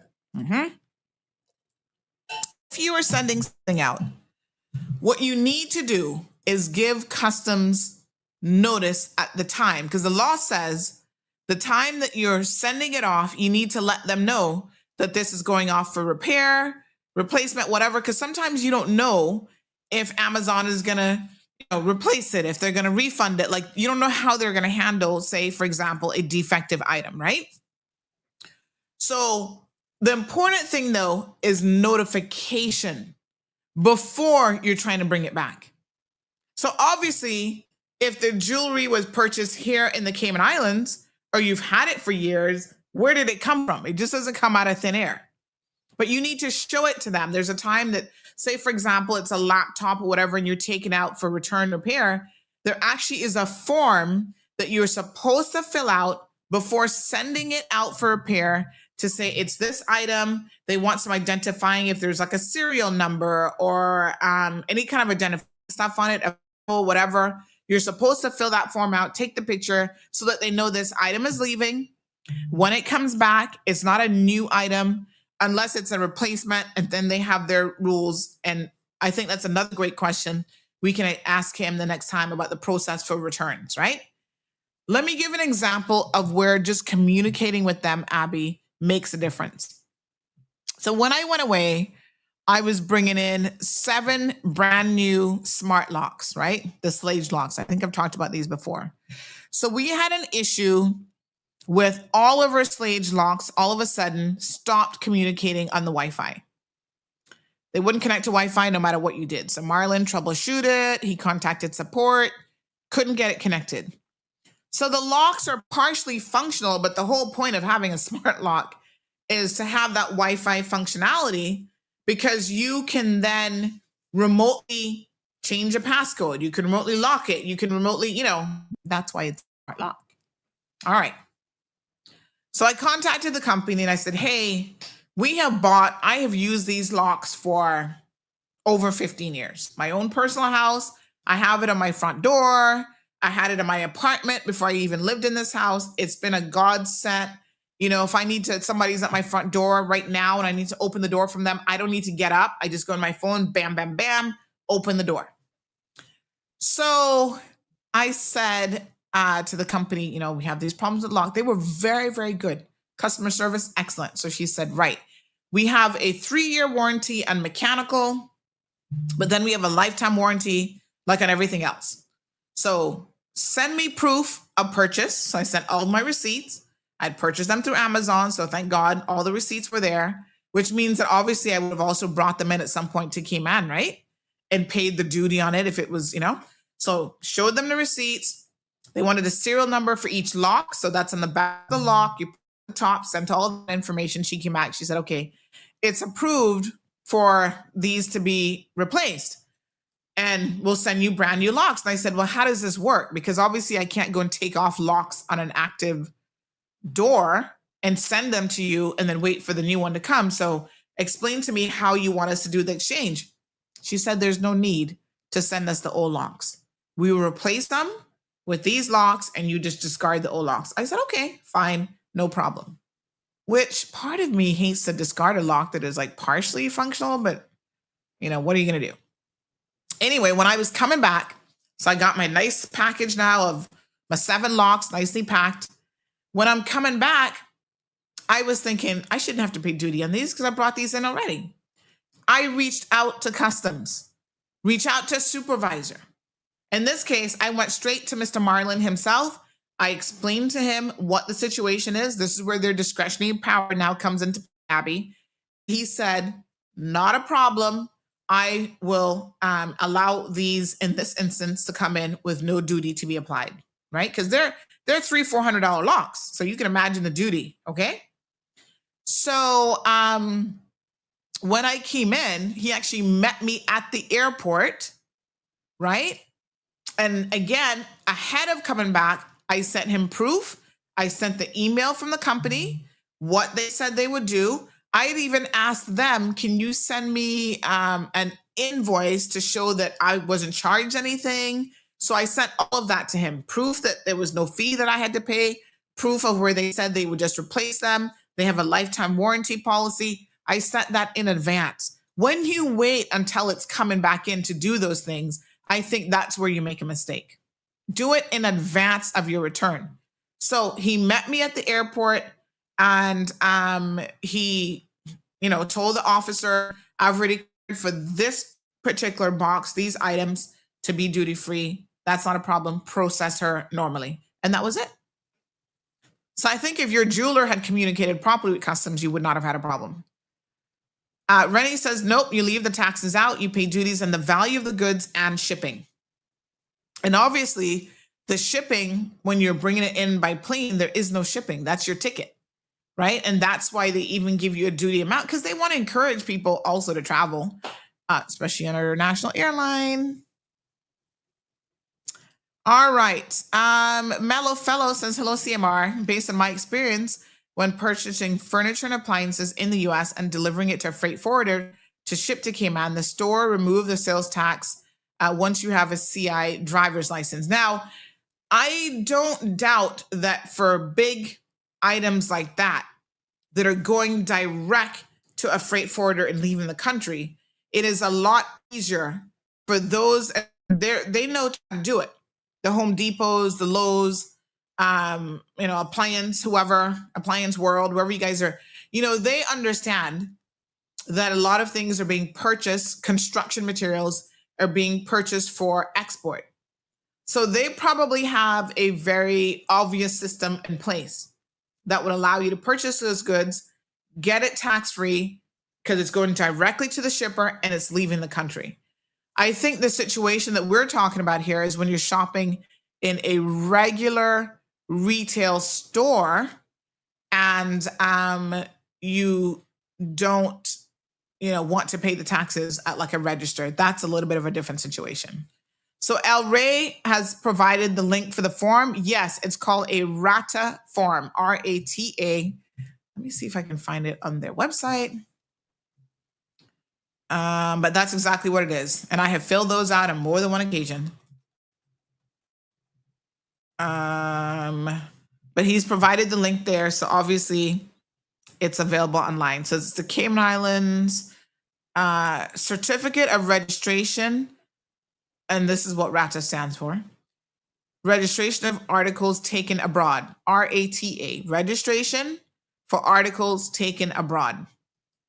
And yep, the form is right there. Let me show you what it looks like. And it's a really simple form to fill out, But if your jeweler didn't do this, then of course customs is going to be looking at him with a side eye to be like, why didn't you do this?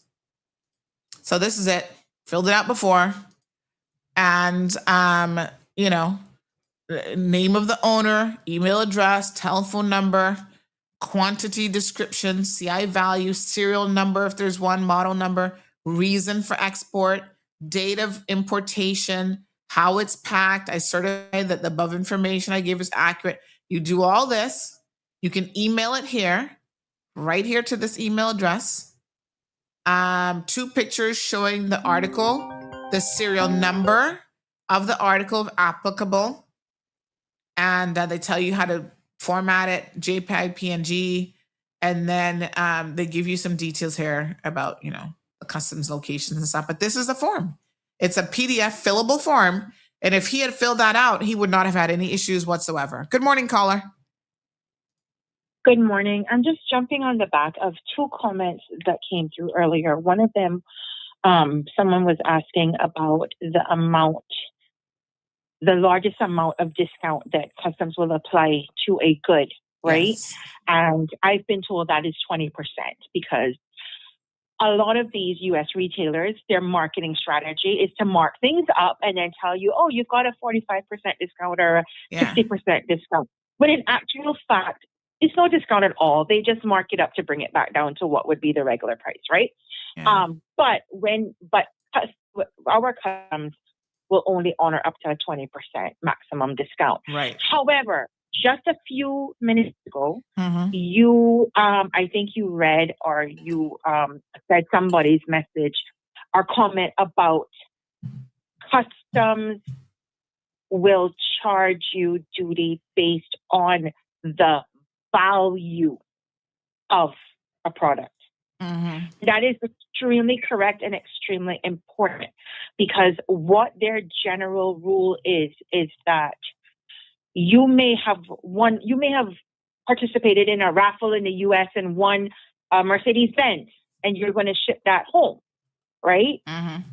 But you're not, because you only paid $25 for that raffle ticket and you won that car at no cost to you of the purchase of the car.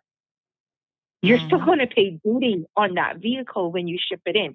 And you're going to pay duty on that vehicle when you ship it into Cayman based on the value. Mm-hmm. So I wanted to highlight that person's comment was very, very, very pertinent and accurate, because what they do is not based on any great discounts, any huge sales that you've participated in, but their tariffs are based on a value of a product. So I just wanted to throw that out there for general info. Thank you. Thank you so much. I appreciate that. Yeah, I mean, pretty crazy, but you have to know how it works, right? And I'm glad that she said what she said about, how companies sometimes market their stuff. Because, when you go to the retail stores, even the outlet stores, right? A lot of them are like, oh, our bags are 60% off. And so you buy something and it's 60%. It is marketing, right? First of all, they marked it up 150%. And then they give you 60% off and you're thinking you're getting a good deal. That's just how it works. But again, I've never really had an officer like nitpick with stuff like that, especially if it was like personal goods and stuff. But you have to know what the law says and how discounts are treated by customs for sure.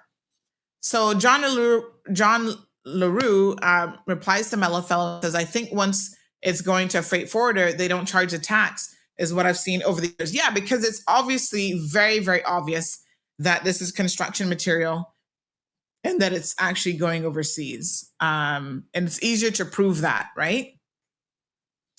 But yeah, so something to think about. But these are all, we have to, we live in a country where the vast majority of our goods are imported in. And I think it's useful to know these things and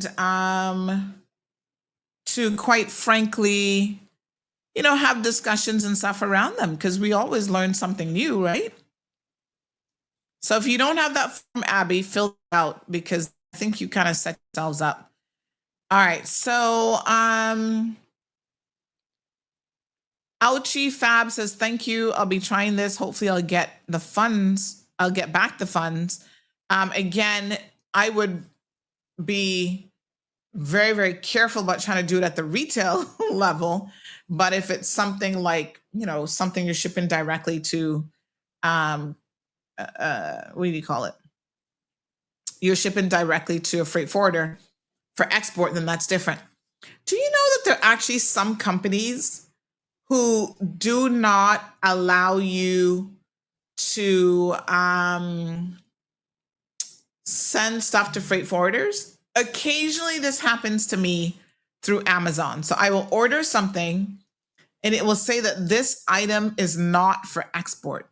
It annoys the heck out of me, to be honest, because you don't know it before you try to purchase it. And then you purchase it and it says it can't ship it to that address. At the time that you're trying to check out, it'll actually say that you can't ship it. It hasn't happened often, but there have been products I can't even think of, because sometimes I'm looking at it going, why? Like, what's so special about this product, right? So I can't even think of any specific examples. But in instances like that, my freight forwarder, because after a while, they do become identified in the system with Amazon. Amazon knows that they're a freight forwarder. And so my particular freight forwarder has a backup option that they can then utilize, like a backup address that they can then use. And it's very, very helpful. Trust me. Because that address will be identified as a freight forwarder. And they won't let you send it. Yeah, it's happened. And like I said, I don't know I couldn't identify really what it was about the product that was like, what's so special about this product that it can't go for export? But anyway, that's what it was, honey chill. Okay. All right. So let me just see here. But yep, this is, like I said, why it's really important. And you got to price watch, because somebody said how they be marking up prices. This person on Instagram said, the tax-free month, but then they mark it up so that you think you're getting a good deal just to be able to tell you that it's tax-free. I haven't really noticed anything. I mean, I'll be honest with you. I haven't noticed anything that's gone up because of that. I think what's happening, Moni JW, is things have gone up in the States. They're not as cheap as they used to be with nothing.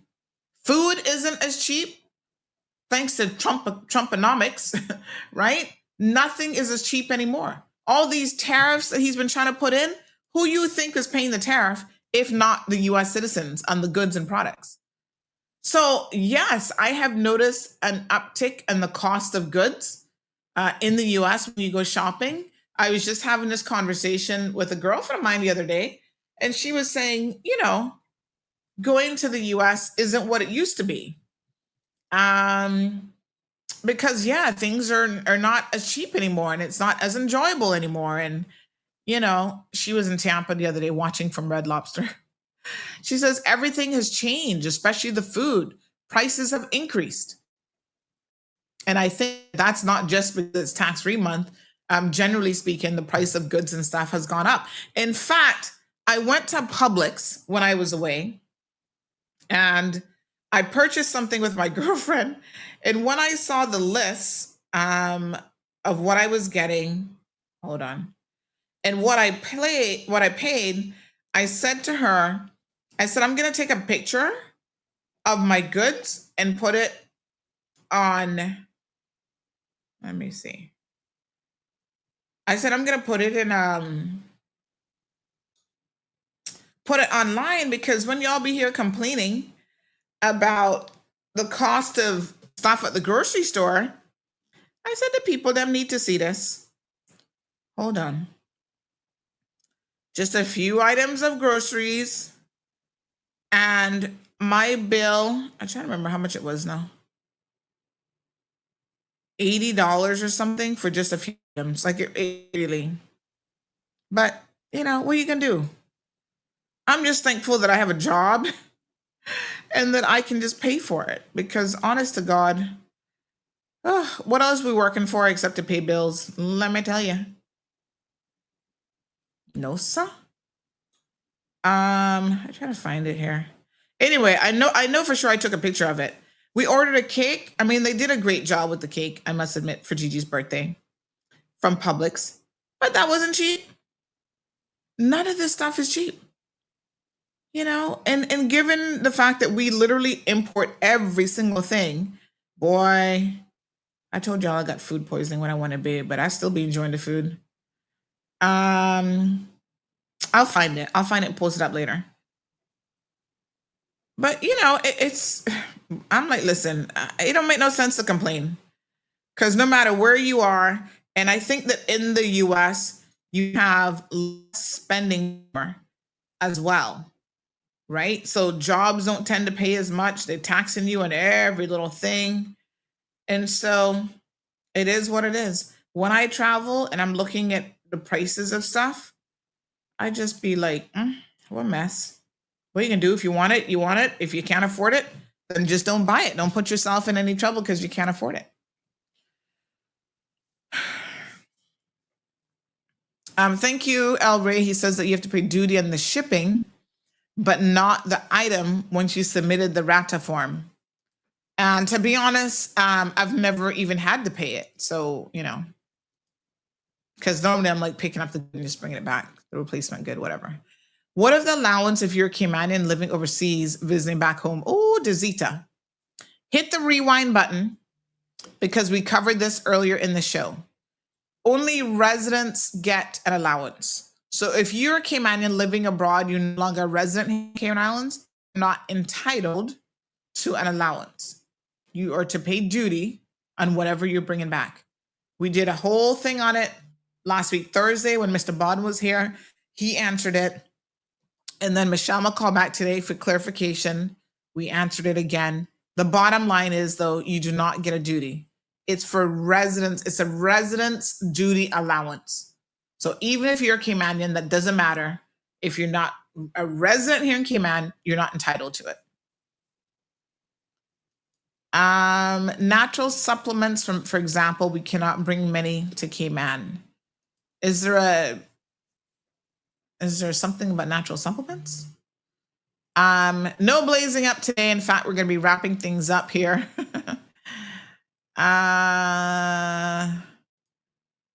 Gabby says Panama is a new place to shop. I went to Panama. It's been over 10 years now. Marlon and I went there, and I do want to go back. I need to make a trip. I want Gigi to see Panama and whatever, but I wasn't really impressed with the shopping in Panama. I'll tell you why. Number one, the sizes were like really weird. We couldn't figure the sizes because Marlon, he wears a small, some mediums, but he's not a big guy. And so back then he was slimmer for sure. And he was buying a small and they couldn't fit him. They could fit his 9-year-old nephew. So the sizes I found challenging to understand. It's like, what part of China were these garments made? Because they're different. And then also the quality. I think when you're buying clothing, quality matters. I'm not a person, and this is ingrained in my head from my Aunt Lottie days, honey chill. I am not a person who is so caught up on $5 for an outfit that I'm going to compromise in quality, and then that outfit lasts you 1 or 2 wears, and that's it. Because my aunt always said that doesn't make sense. This is being penny wise and pound. What is it? Penny wise and pound foolish? Yeah? So you're trying to save money, but when you compromise significantly in quality, you end up wasting money in the long run because your goods don't last.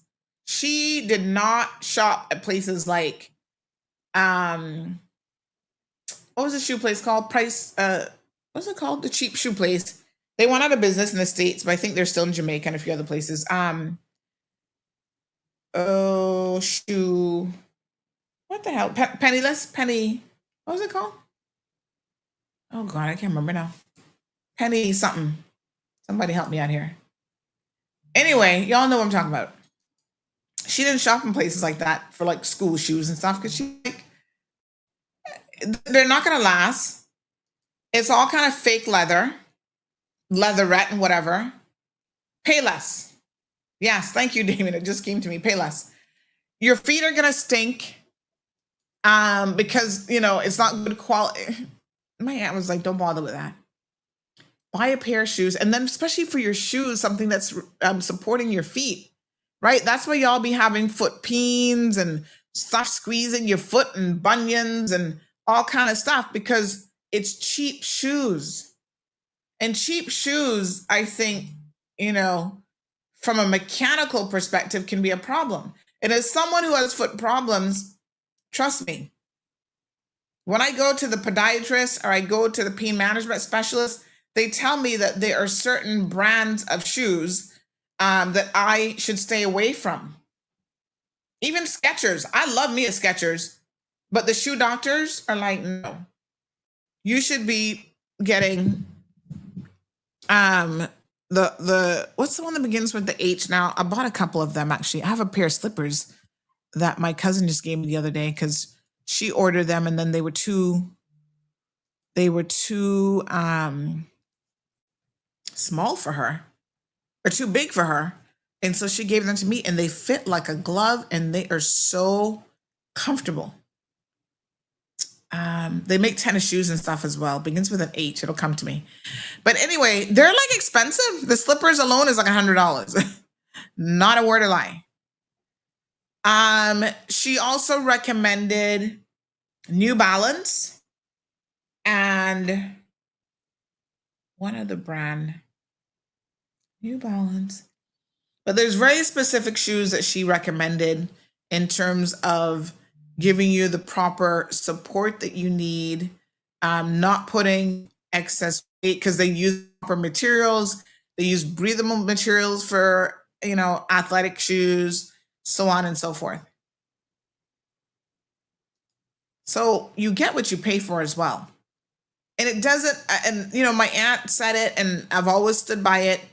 Now that doesn't mean that you can't find good, like, okay, this shirt is probably, I don't know, Calvin Klein or whatever, right? So you go to Marshalls and stuff and look, I understand how these things are made in Bangladesh, in China. All you have to do is go watch one of the YouTube videos on the clothing markets in these places. They're making luxury brands right next to the super cheap stuff as well. But if I can tell the difference in the material, I can actually feel the difference in the material, I'm not buying it. So sometimes these things are like, oh, it's last year's season. Who cares? I literally have tops and skirts, and there's a dress that I looked at the other day in my closet. I'm like, I have had this dress for about 15 years. Nowhere to lie. And I still put it on and I still wear it. The material has lasted all this time, And I think there's something to be said for not adding to the landfill every other week because you got to go purchase Shein stuff that just doesn't last. So I was impressed with the shopping in Panama. I was like, yeah. Auntie Panama has the strongest jeans. Really? I don't know. I mean, I didn't really probably buy any jeans, but I didn't see anything that grabbed me as like, ooh, this is such a good deal. And maybe if I was in the retail market, I mean, I don't know if I would be looking to buy from there, but I don't know. There are lots of knockoff and fake brands in Panama now, and has import restrictions looking out for fakes, says Damien. Oh, that should be interesting. Hush puppies? No. Do people still wear hush puppies? They were the shoe back in the day, I'll tell you for real.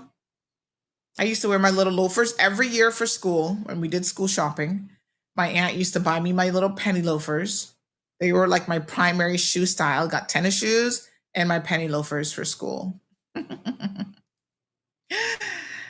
No, not Havana slippers. I can't wear flat. I can't wear anything flat. Hold on. I got someone tell you what the brand is. I have a pair of their tennis shoes as well. No. Let me tell you. Hold on. It is called, I bought a new pair of Under Armour shoes that I haven't tried on yet. I gotta wear those. It is called, I have one pair of their tennis shoes. And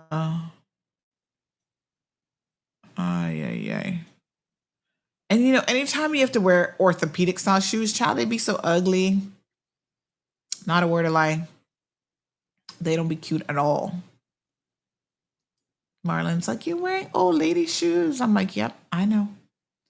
But my feet need them, honey chill. I can't wear no high heels again. They are, hold on. Let me look at my Amazon browsing history. Oh, I saw the cutest little jeans there the other day. Like they're like with the bell bottom looking, the flare legs, but they're like the stretchy jeans. So no matter how many, because the bunk could be getting bigger, you can still squeeze into them. Chill. Hold on a second. Oh, can I also make a product recommendation? Somebody said my own Amazon store. I think that's kind of funny. Y'all want to know what the best chocolates in the world are? They're expensive. They're almost like $50 for a 1 pound little can of them, but you will not regret it. Oh my God, they are so good. I'm going to add one to my cart here right now. All right, hold on. Slippers. And these are recovery slippers. They are called. Oh, Hoka. Hoka. You guys familiar with these Hoka brands? So I'm gonna show you what they look like. So yeah, my cousin bought these and they were too big for her. So she's like, hey, still in the box and everything. Why don't you try these? And oh my God, right away, the comfort level was 100. Yes, Marina, Hoka, 0 to 100. I've got, like I said, a pair of their tennis shoes and they have their own store, but these are like $92 slippers. But they're recovery slide slippers and you can feel the difference in the quality of them, the support. This material I'm not 100% fond of because it does kind of make your feet feel sometimes like it's sweating, and I don't like my feet to feel that way. But I do have another brand called OOFOS, OOFOS. They make sports flex recovery sandals and stuff as well, and recovery slippers. And they're like 70 something, $80. So you're not going to get away with good support shoes being cheap, I can tell you. But when you have foot pain and foot problems, you know that you got to spend some money. And so, yeah. So I do want to make a recommendation for kids stuff, right? So, again, it's so challenging when you have children to kind of keep them interested in like education and, doing their reading and all this kind of stuff. But there's a little gadget, they're really cheap. They're just like a couple bucks that are super amazing. On the go, they can play with them in the car. It's not an iPad, it's not a phone, but it is a little handheld device that does math for them, multiplication, addition, and it has a little volume thing, but you can actually turn the volume off. Let me see here. I'm trying to find where this is. So I bought Gigi one of these. Sometimes I get her the little TikTok game, handheld game.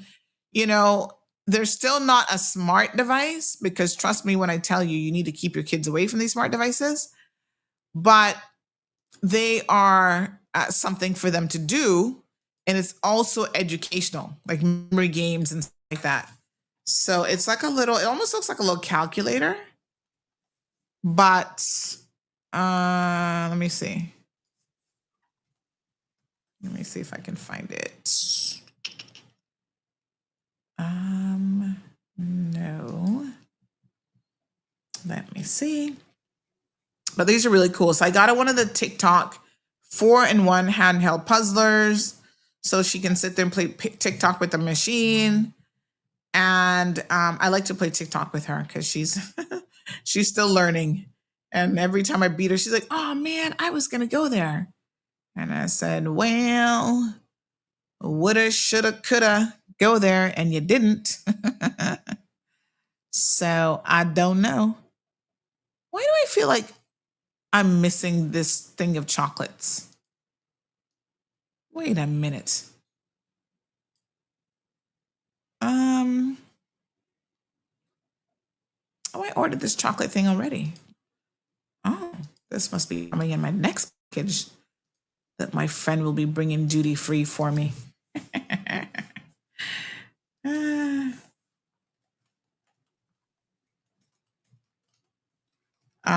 Oh yeah, I ordered some chocolates. All right, let me just see here now. Hold on one second. I'm going to show you this and then we're going to wrap up.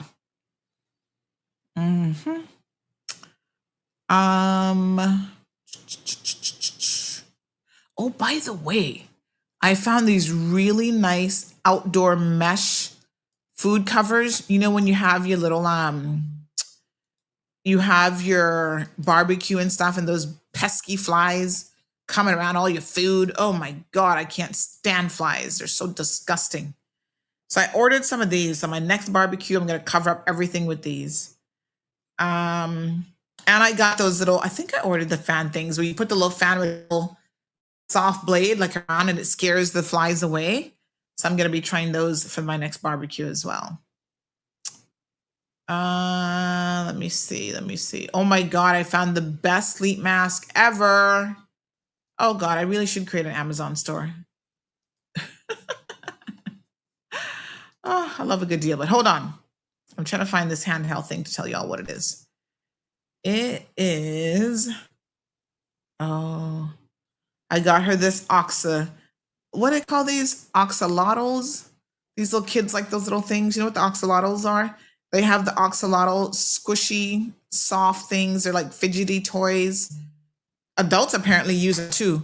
They have the squishy butter. She was like into that this year for her birthday. So that was some of the birthday gifts that she got. But her big request for her birthday was a new Apple Pen because apparently she misplaced the last one. Only God knows where that went. And I tell her, you missed this one, you're not getting no more. Okay, where is this thing? Oh, okay, hold on. Yeah. Okay, so they look like this. Here we go. So it is a portable learning tool. And this is what it looks like. See this here? So this does like little multiplication. So this one, 8 learning modes, 50,000 plus math questions, and it's great for travel. So they can do addition, subtraction, division, multiplication, and it encourages them to find the pattern, number recall, make 10, make 100. So it has a bunch of stuff built in. So I got her one of these. They're just, like I said, literally a couple bucks, but these are great. They have the on-time one, and then they have time, 10 seconds, 5 seconds. And this just really encourages them. And then it gives them awesome, all correct. It gives them little feedback and stuff. And so these are great. So if you're looking for little things like this, Math Whiz type of things, you have these available. And again, it's not the same thing as having an iPad in their face or these smart devices, because I'm going to tell you guys something about smartphone and smart devices. Listen to me carefully. You want to take those things away from your children. This is no joke. I'm going to show y'all a video. And you need to understand what these smart devices are doing to children.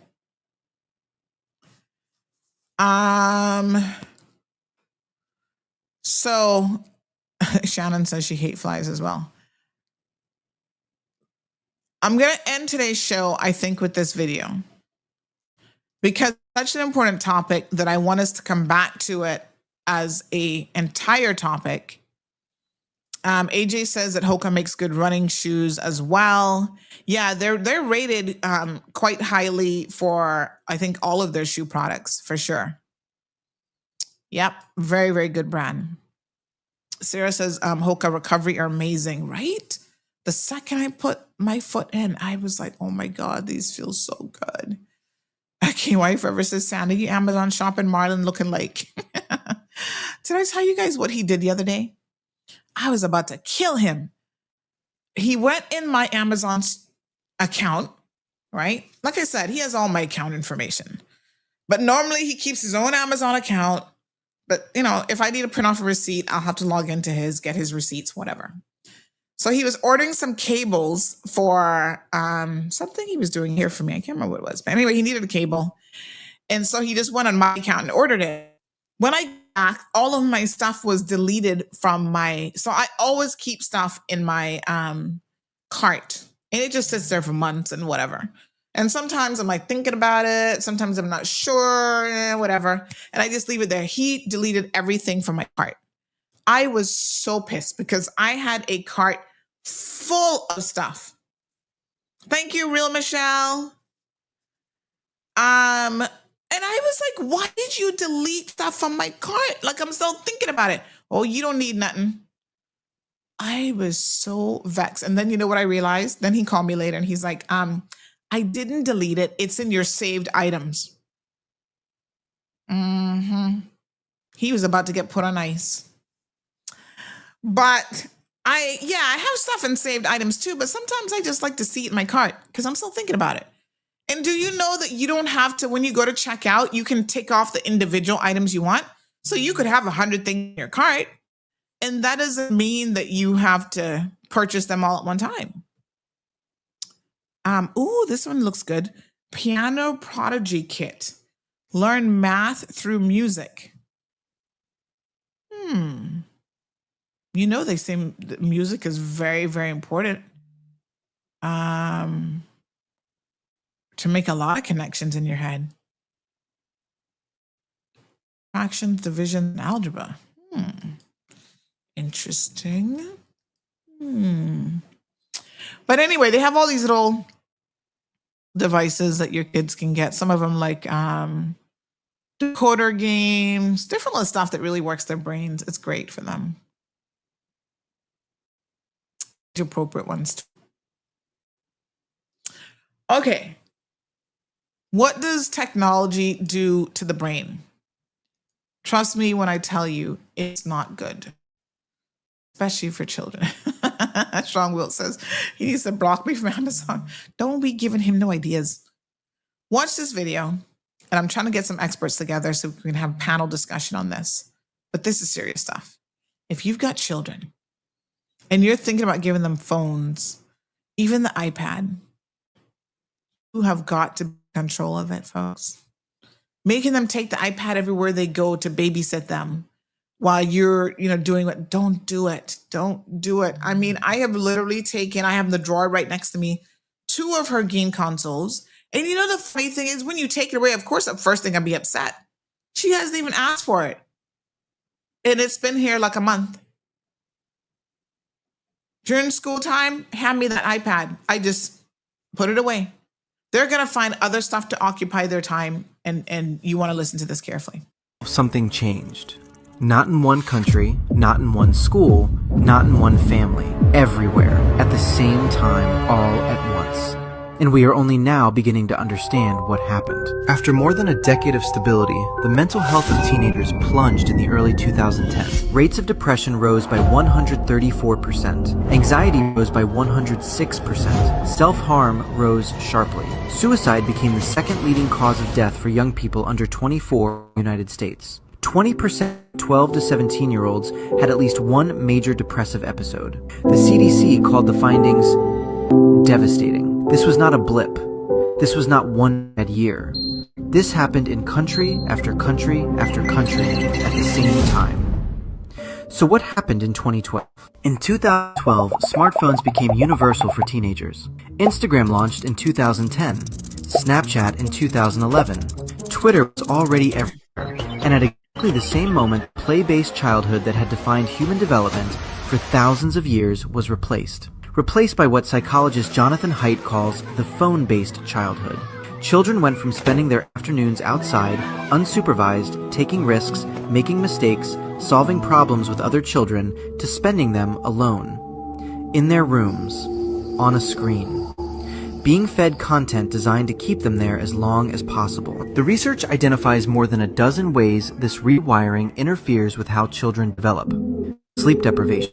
Children using phones at night sleep significantly less and significantly worse. Social comparison. The constant measurement of your real life against everyone else's curated highlight reel. Loneliness. School loneliness increased in 37 countries simultaneously in the early 2010s. And perhaps most significantly, the loss of unsupervised play. The thing that teaches children how to handle conflict, how to take risks, how to fail and keep going. A generation that never learned those things arrived at adulthood without the tools to handle it. Something happened to the mental health of children around the world at the same time that smartphones became universal. And whatever caused it, it has not been fixed. Australia passed a law in 2025 banning children under 16 from social media. The United Kingdom followed. More countries are considering it. Whatever you think of those laws, they exist because governments looked at the same data and decided that doing nothing was no longer an option. The question is not whether something happened to this generation. The question is, what are we going to do before it happens to the next one? Thank you for tuning in to another episode of The Cold Hard Truth on Bobo 89.1 FM. Cayman's #1 talk show is live weekdays from 7:30 a.m. Never miss an episode again. Watch anytime on CMR's Facebook and YouTube channels for the latest show episodes. Don't forget to follow us online on our social media channels. And visit CaymanMarlRoad.com for all the latest news and community happenings.